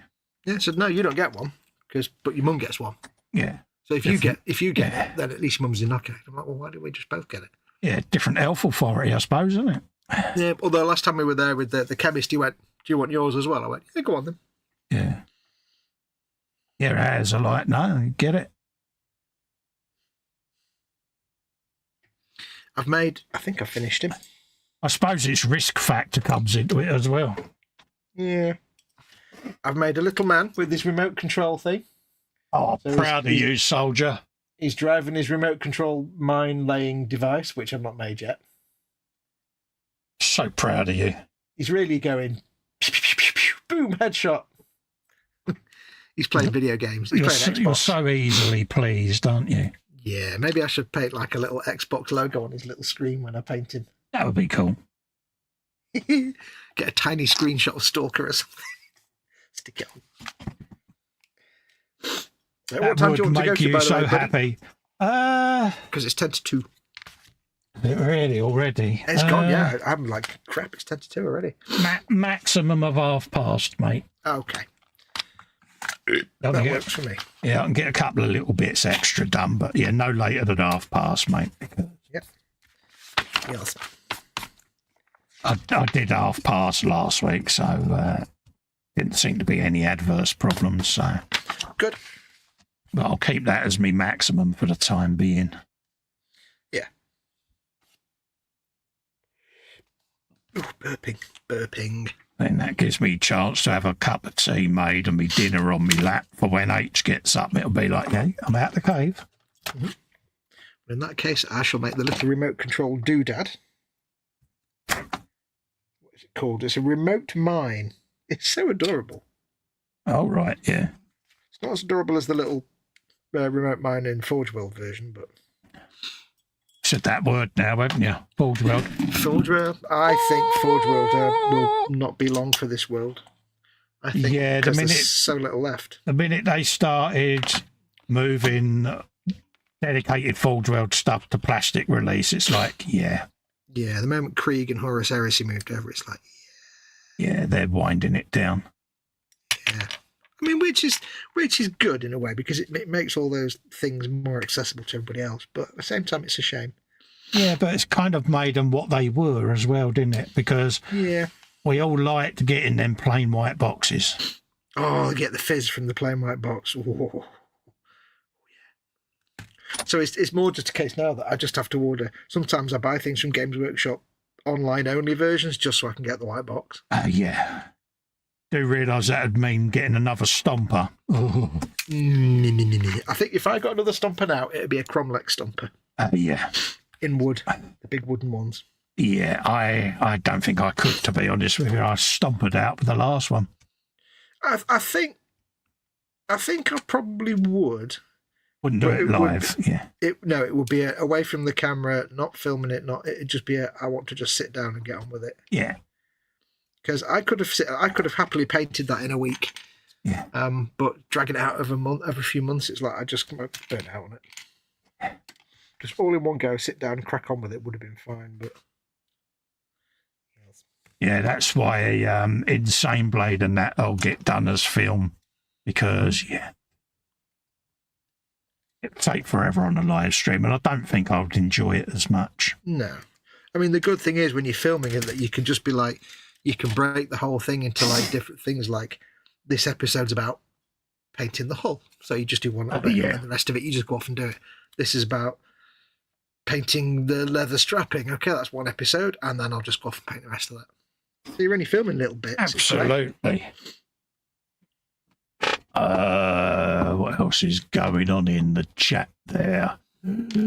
Edward says there's lots of details to paint on that to you. Rod says, thanks, Cole. Your challenge will get today. See you the next time. Take care, Ron. There you go, mate. Edward says, hi, Ron, and good night. PJ says, later to Ron.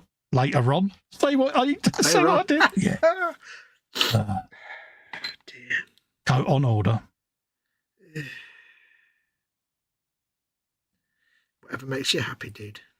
Absolutely.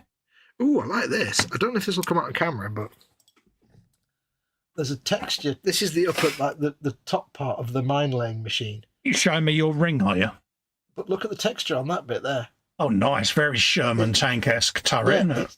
They've made it literally look like cast steel or cast iron. So it's got that kind of cast heavy metal. Yeah, it's just the bit that goes at the top. I like that. It's got the hammered look. Yeah. Like it's just cheaply cast out of whatever. Nice little touch. It is, mate. It's little details like that you like. Yeah, because there's no reason they have to do that. They don't do that on anything else I've ever seen. So no. Nice that they've done that. They've obviously got a new guy in the CAD department who's like, you know what? Absolutely, mate. And his managers were like, that's brilliant. We love that. We won't make you redundant this time around. Thanks.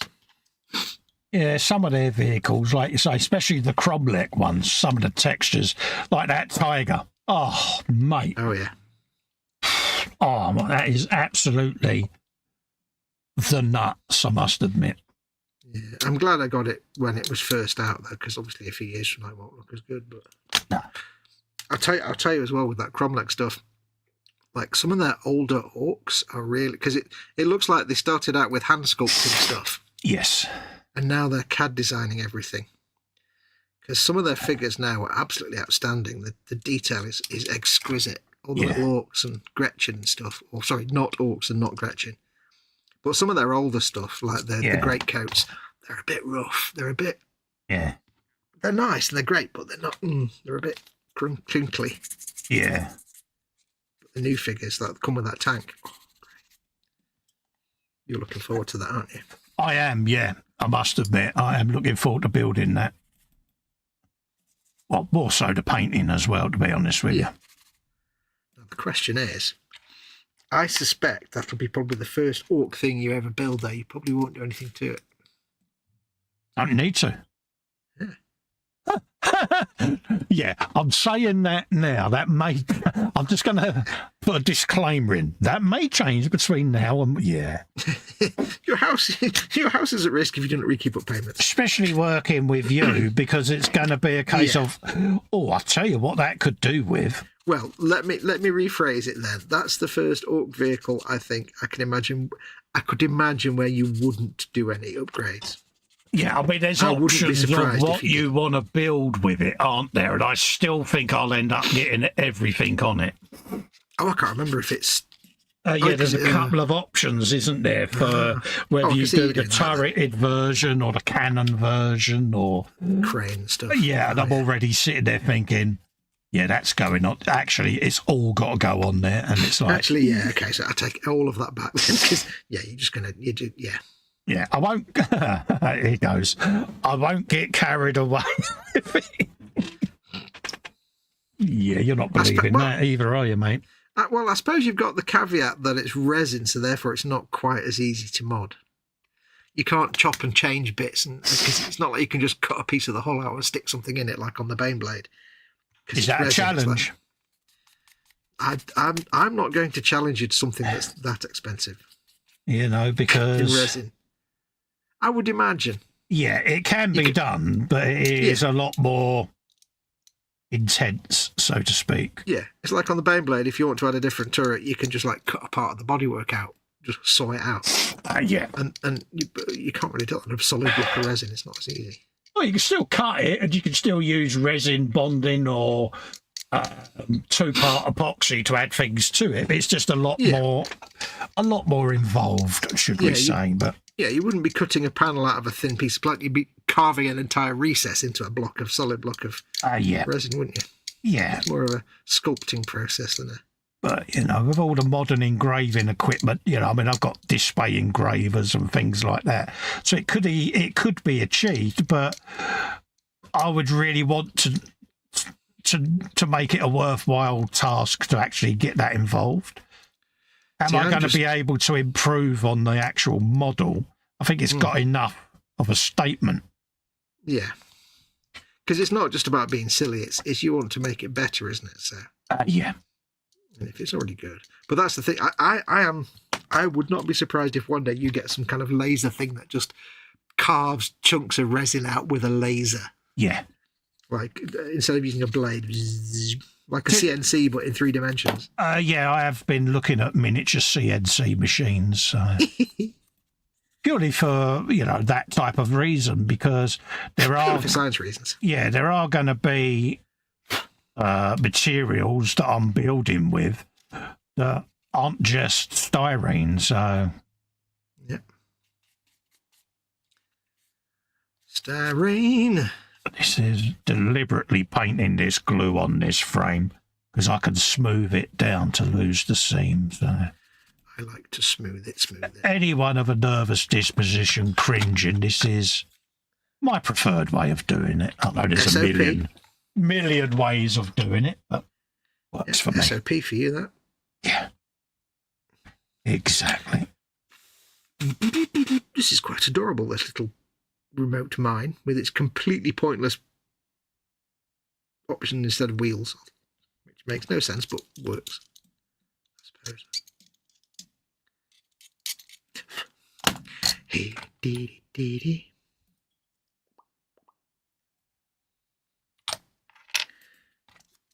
The thing I liked about this particular bike was the paint scheme. Absolutely loved it. Suzuki X-Star. It's such a beautiful scheme, and yeah, works for me. That's the golden rule of model making, isn't it? You build what makes you go, ooh. Yeah. It would have been nice to have sat here and done the car, but it's like anything. I picked it up and I just didn't feel I could do it justice live on air. It's a film build. It's just one of them because it doesn't give you the fizz at that moment. There's no point forcing it, especially with the colour scheme I want to go for. It's not going to be the box art, so yeah, it's just one of them. I'd rather film it. It's like I've got the Mad Max old Falcons there for filming. Yeah, it'd be all right to sit here and build them, but I want to film them bad boys. Oh, by the way, quick heads up for anyone who ever had an interest, and I know I'm expecting mockery for this, for anyone who ever had an interest in the big D'Agostini Millennium Falcon part work. Yes, it's back. Over the last few years, that's been out of print. It's now back. Fan Home are doing it. So fanhome.co.uk. Absolutely. If you missed out on the Diag one, it's exactly the same. It's just a reissue, basically. Yeah. check it out. And no, I'm not doing it. I've had the emails, and it's like, yeah, Yes. going to do the ones I've got. I won't go through the doing 5 at once stage again. It's like, yeah, the next time it'll be rightio. I'll take one on at a time. Yeah. And don't get me wrong, it's nice, and it's nice that they reached out, and but for me, long term, I'd rather just do one at a time, get it done, then choose another one and get that done. And yeah, it makes it more manageable, doesn't it? Let's be honest. It's the same kind of thing. I said, I'd love to, but I literally don't have the time, or more importantly, the space to either film it or to have it put it anywhere and I finished it. So let me just finish the DeLorean. Let's get that done out of the way first. Because I've been asked, what ones you doing next? And it's like, I want to get these ones finished first. Yeah. Let me run down these ones, and then I'm going to pick and choose wisely the next one. And then it'll be, I'll just do one at a time now. I'm sorry, did you say let me choose wisely? Yeah. Because the thing is, as well, you know what it's like. We sit and film them. It's not a 5-minute film job, know, and I want to get me scale modelling stuff on the channel, as well. Yeah. I don't, the channel, bless it, is currently turned into a part work channel, and I want to get some of my other builds edited and out there, and so. I think it's the right choice. Yeah, I mean, at the end of the day, we only get a pack a month, and if we just did that, then it'd be like, well, what do I do for the rest of the month? Yeah. It's on the 40mm, it does, yes. 40mm. So, I think that'll work better, because it's going to give me a chance to get back to doing what I enjoy the most, which is plastic models. Let's be honest, it is my thing, especially with the dioramas and that, I can get more into it at the moment. I'm not getting a lot of time to sit there and plan them builds out and execute them, and I'll end up getting frustrated, and I don't want to do that, because then I'll not enjoy doing them. So no, and that reflects in the quality of your work. Of course it does.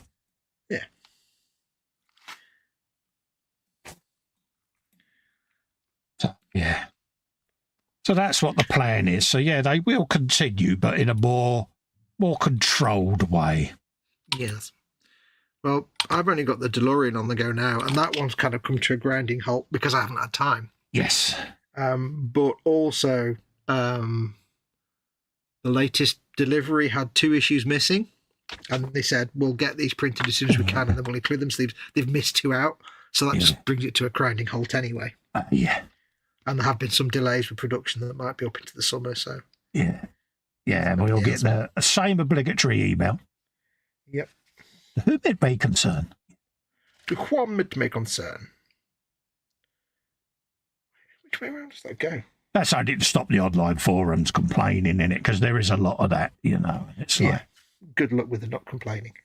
And at the end of the day, there are global reasons and events going on that are delaying transportation of stuff from certain areas of the globe. You've got to appreciate that, and it is one of them. You're one of them. Absolutely. Oh, that's the back. Oh, right, I got it. Now I understanding. That's thick glue, you muppet. You've been special. I'm having a derpy moment. I'm having a Mama Wolf moment.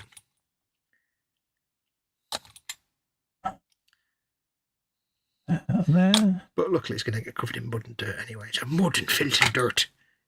That's the thing. That's why I'm binge building all of this stuff, because I can get all the shiny stuff done then, and I haven't got to worry then about my lack of or inability to get them built to my standard that I would like, because it's getting more and more difficult. So I've just done a classic. Oh, look, there's the mould line I forgot. Oh, good man. Yes, I'll sort that in a minute. I made a right mess. I had to pull it off its little base bit again, but it got a bit messy, but it's fine because it's supposed to look like mud anyway. Happy days. So there you go. Edward says, I used to program CNC milling machines. At my last job, we made a lot of projects for the Motorola flip phones. The razors, I've still got a razor. Whether or not it works now, because they're shutting down the 3G networks, aren't they, in the UK? So I've got an old one downstairs my dad used to use in the 90s. a lot of the old phones will be rendered inoperable, which is a shame because I liked the old Razor flip phone, to be quite honest with you. I used it as a burner phone whenever I'm in London because, you know, you don't want to walk around with an expensive iPhone, not when there's some tow rag on a moped trying to nick it. So I used to always take my little flip phones with me, you know. Talking of which, I'll be back in a second. I found something the other day which might be of interest. Hang on a sec. Yeah, no worries. No need to announce. Just go and grab it. So yeah, I used to like taking them up to London. It's funny, my lad, he always takes a burner phone when he goes into the city because got to be safe nowadays, isn't you? Seems to be the thing now, people doing that, which is a shame. But hey, you know, it's the world we live in.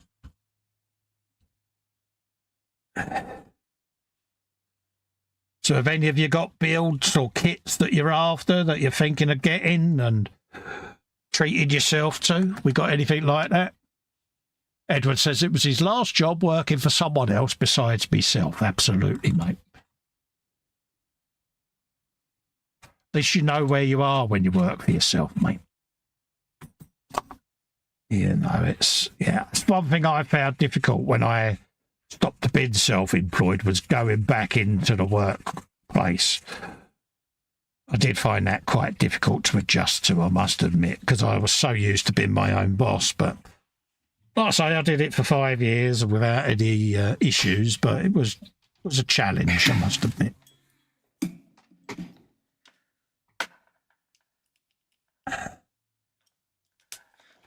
Right, check this out. I think this was the last phone I had before I got my first ever iPhone. Yeah, it gets in there. But it's one of them. Oh, yeah, I remember them. Yeah. I used to love texting because I could text on this faster than anybody else could on their phone. Absolutely. If I had a charger, I'd actually charge it up and see if it still works. Yeah, but a lot of them won't connect to the networks because all the networks are getting obliterated, aren't they? Yeah, it probably worked, but no network, I would guess. Yeah, exactly. It's got a SIM card in it. I mean, I can charge the Razor, it'll switch on, but it won't connect to the mobile network. Oh, that's not got a SIM in it. I don't even know what year. That must be like 6800. I'm guessing like 2007, maybe? I think the last Nokia I had was an N-Gage. Do you remember the little gaming one? Oh, God, yeah, I remember them. They were still good. They went for quite a while, them things. Yeah, they went for they did well on them. Days when you could take batteries out of your mobiles. Oh, yeah, you could strip your mobile phone down into its component parts in milliseconds, couldn't you? I remember being the joy I felt when I realised that you maybe used to have that the network carrier message across the top, like say what BT or whatever. Yeah, you could change them for symbols like Batman and things like that. Yeah, I designed a load for mine. It was quite cool. I was like, wow, I'm a genius. No, it wasn't that special. Yeah, but at the time it was. God, you know, being able to just change the covers was good enough, wasn't it? You can now buy Nokias that you can buy current Nokia flip phones. They're like semi-dumb phones. Yeah. They're like basic smartphones, and they look so good. It's a normal flip phone like that. Yeah. It's like a Gibbs job, and it's like I kind of want one. Yeah. But again, I don't know if I could then cope without like my mobile with a camera. Without a camera on my mobile. They are great as burner phones. Yeah. You know, that's the thing with them. There's an episode of Star Trek Strange New Worlds where a character from the far future, from 100 years in the future, goes back in time to the Strange New Worlds era, which is just before the original Star Trek. Yeah. So in the series, they've got the old communicators that flip open. Oh, right, and of course, the guy from the future has a comm badge. Yeah. So they're walking down, and there's Captain Pike's there, and he says, "Number one's there," saying, "This badge, it's basically a communicator. It's like some kind of communicator." Yeah. Captain Pike's like, "But I prefer ours because I really like the flip. I like to flip. That's the best bit is the flip." Yeah. And it's like, it's true. It's the flip is the best bit. Yeah, the old sound of a flip phone just going. Yeah. Yeah, if I could survive with a phone that didn't have a camera on it, I'd have one of them. Yeah, I mean, my old Razor's in a drawer next to me chair in the lounge, and it's just like... Because they did at one point recently start doing retro versions, didn't they, of phones, but with the modern tech inside them. I think Nokia did it with the 3310, didn't they? And it was like... Yeah. And I know Motorola did the fold-in flip phone Razor version, didn't they? But with all the modern screen tech in it, so... Yeah, I mean, the Nokia ones that are out now, they're not smart ones. They're sub-smart. They're like what phones would have been if smartphones hadn't come out. Yeah, you can get your email and stuff, but they're not smartphones. But it's like I still want. They're aimed at like the African markets and stuff, and the third world countries where that's nice and cheap. Yeah, the networks aren't as wide ranging, are they, out there? And but they most people can then afford these more simple phones. But it's like I just want a flip. I want a flippy. I want a Gibbs phone. But I need a camera as well.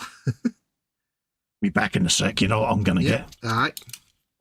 Oh, yeah. Let's have a quick look at chat, what you're doing in there. Edward says, you can imagine how it feels to have pepper spray sprayed into your face. Ooh. He says, I continue to break my palette with Agrax. It probably won't stop in my lifetime. No, I've done it about 4 or 5 times now.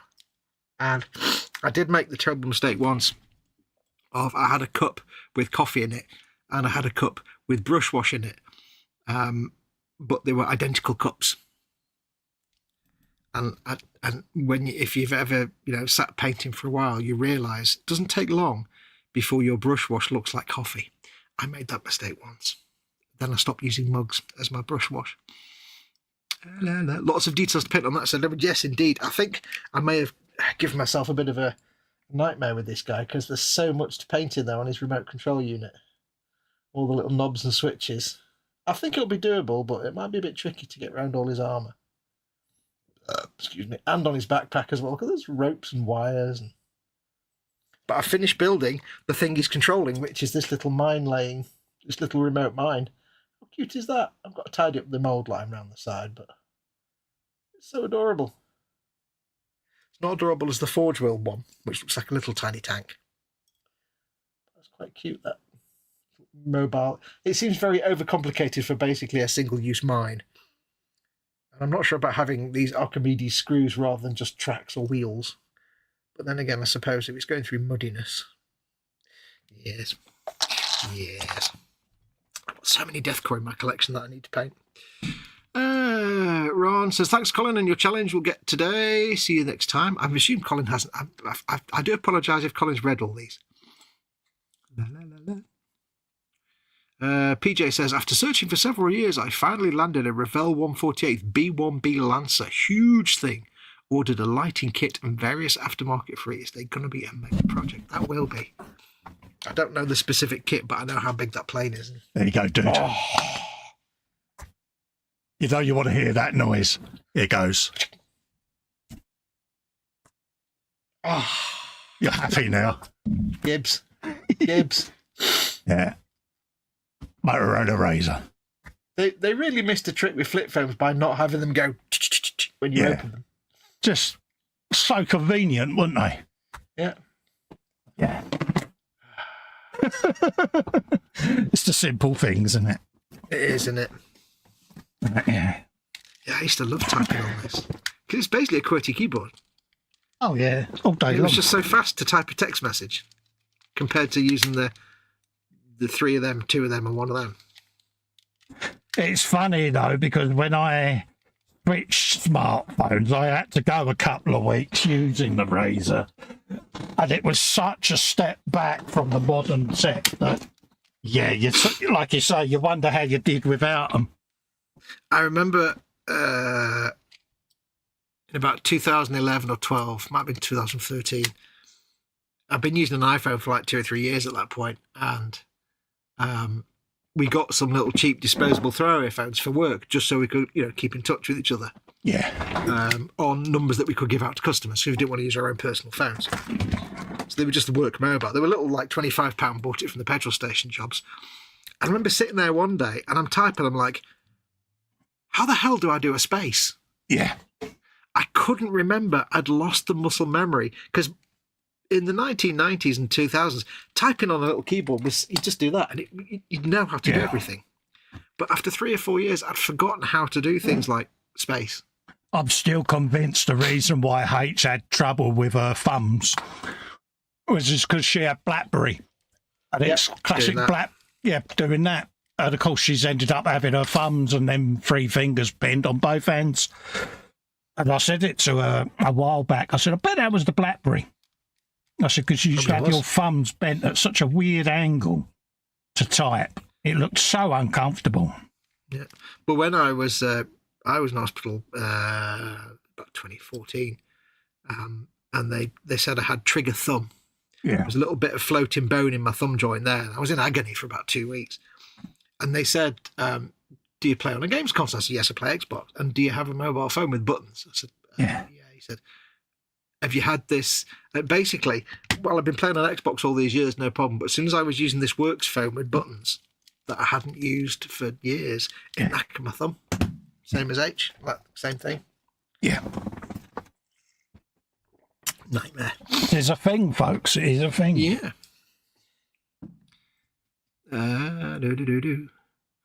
PJ says, saw 2 Lancer kits at TEL for 300 quid each. The one I've just bought was half that price. Bit of a bargain. Get it. Oh, nice one. Edward said, it's a lovely phone. You're welcome. Yeah. If I remember right, says Edward, the big thing was the middle on this phone, Nokia, was the big tit button controlling things. Was an up and down. Yeah, there's a little sort of nipple button there for like a mouse. Yeah. Well, that takes me back to my old IBM ThinkPad laptop. Oh, God, yeah. The red mouse button in the middle. Oh, and you used to have that little rubbery but slightly textured. I used to hate them because it was like, oh, I don't like it in my finger. Yeah. Right, it's 2:20. Yeah, that's why I'm not gluing anything new together, mate. Good lad. I finished my little mine thing, so I've finished for the night. 3 dudes. Yeah, no, I'm just literally cleaning off the last little bits with me fiberglass pen. Good lad. Mm-hmm. Just to get them done. Like I say, I can then de-seam and do everything else off air, see, so.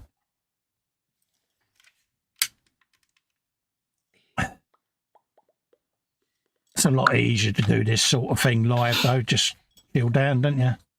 Yeah. Chilling and illing.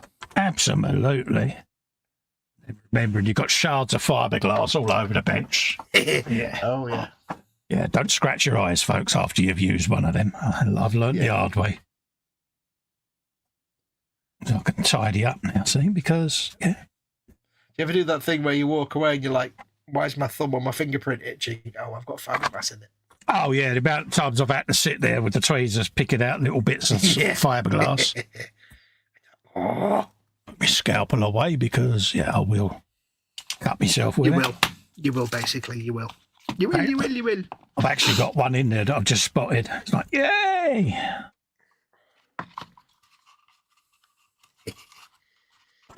There you are, gone now. And sorted. Absolutely. Sandy bits away. Very tidy. It looks like I'm being efficient, but I'm not. They're just jumbled into my box. Oh, yeah, we are. Yeah, we're trying to be professional, but succeeding badly. I'm professional, but only where you can see. Yeah. If you look underneath behind the curtain, it's not professional. Yeah, I'm professional only on days ending in Y. Yeah. Yeah. Like, look at movie props. They're brilliant on the outside, but made of wood and crap on the inside. The glue bottles away. Glue bottle. Then I can... glue bottle. Oh, that was terrible. Secrete all of the built stuff. Leave that there. And I'll go back. Put me little things away. So it next comes out. That sounded wrong. Tidying with Festa and Foxx. Yeah, but it's the right thing to do, isn't it? Yeah. Get me a little horsey man out as well, so he's there. Got to admit, though, that is a beautiful colour scheme. It is a gorgeous colour scheme. This works. There's something about blue that always works for me. Yeah, it's such a beautiful metallic, and it's like, I mean, PJ's built PJ's built this bike as well, and I did my big Samba bus in the same colours, and it. You did? Yeah, it just I still think that was one of the sexiest MotoGP bikes ever built. It just works for me. Right, I've now got my fantasy bike out of the way. Ooh. Right, that's that done. Filming ended. Right, let's have a quick roundup of the chat and see what people have been saying. Edward bought a bunch of Lego type sets from a place called Funwall. They're very cool and lighted sets. I haven't built any yet. Their presentation is nice. There's a link, an affiliate link, Edward, that I've got. It's in the description below, to a company called YWOBB, and they do all the Lego stuff at huge discount, mate. So feel free to hit that link, mate. They ship all over the world. See what I did there. See what I did. Discount's always good. I'm very impressed. That's PJ on about his Lancaster. Edward says they got steampunk sets as well. He says, I remember the big thing was the middle tip button controlling things, was up and down thing. I think you read that out, didn't you? That's the last one I read. He said it's great value. I got the bike half built. PJ says another great frolic, chaps. Good to have the show back. Catch you on the next one, Chow. No worries, PJ. Thanks for all your support and everything. And we love you, really. You know we do, mate. And yeah, ping me tomorrow, mate, because I'll be at the bench tomorrow, mate. And if you want to have a wibble, then hit me up and I'll make a bit of time for you, mate, because you're on the down and I can't have that. Yeah. Edward says, nice pimping, mate. You like that, Edward, but you can, honestly, you can save a lot of money, mate. Yeah. And I know they ship to the US because a couple of my US supporters have put orders in, mate. So, like, and it's all about saving our mates money at the end of the day, isn't it? Absolutely. Except for PJ, where we've been trying to get him to buy the Tail Manta. Or the Tail Manta, even. Yeah, I don't think that's something they're ever going to bring out in plastic. But no. Just very quickly, you know, what they called the ones that do the action figures for Warhammer stuff, Hot Toy, Joy Toy. Joy Toy, yeah. They do like the action figure sized action figures. Yeah. They're doing an action figure scale Imperial Knight. Oh, nice one. It's about 2 foot tall. Yeah, I still would like to get the big Titan. Yeah. I don't think they'll ever do them in plastics. Forge Wood will probably still stick around for things like that. Yeah, but it's an expensive thing, isn't it? But yeah, it's not cheap. PJ says, yes, I'll ping you on the morrow, mate. Cheers, mate. Yeah, because you know what I mean, mate. You're all joking aside. I know we have our banter and stuff like that, but you're always reaching out to me to check out I'm all right and offering your support. So it's just nice to do it the other way round, isn't it? So yeah, we'll leave it there, folks. Again, nice to be back. Nice to be back doing our Frolic. We do love this show, and we look forward to the next one, folks. So until then, stay safe and well. Don't do anything I wouldn't do, which narrows it down. What wouldn't you do? Me? Well, you know, there's a lot I wouldn't do, mate, but, you know, we won't go into that because that would be an ecumenical matter and it could get me into trouble, couldn't it? Mm-hmm. You're a git. I know what you're trying to do. You're trying to get me to blurt stuff out. Yeah. He very nearly got me last week when we came off air. He made a suggestion and I was just about to do a video and he was like, he sniggered and I'm like, you git face. I see what you're doing there. Yeah. It was like, I'll film it and I'll send it to you. And I'm like, excellent. Yeah, excellent. If you hadn't have said it that way, I wouldn't have. Yeah, it was like, yeah. So until then, folks, it's goodbye from me.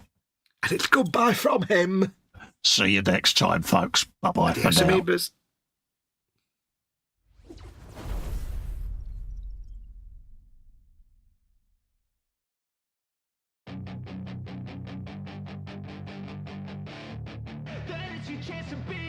Hey kid, don't ever let them get inside your head. They'll tell you what to do in life instead of everything you know that you could get. Don't let them guide your life towards regret. I'll fight for what I love with every breath. My past is filled with things I won't forget. I use them all to push me to my best. So treat the worst of times just like a test. If only I could go back in time, I'd tell myself that everything will end up alright. Just push yourself, test yourself, figure out what you like, and find your limits, don't be rigid, always work towards a prime. Surround yourself with open minds, people can change your life. A few friends with intent can help you feel alive. Find a passion, take some action, and with a little time, just be patient, make a statement, try to enjoy your life. They'll try to kick you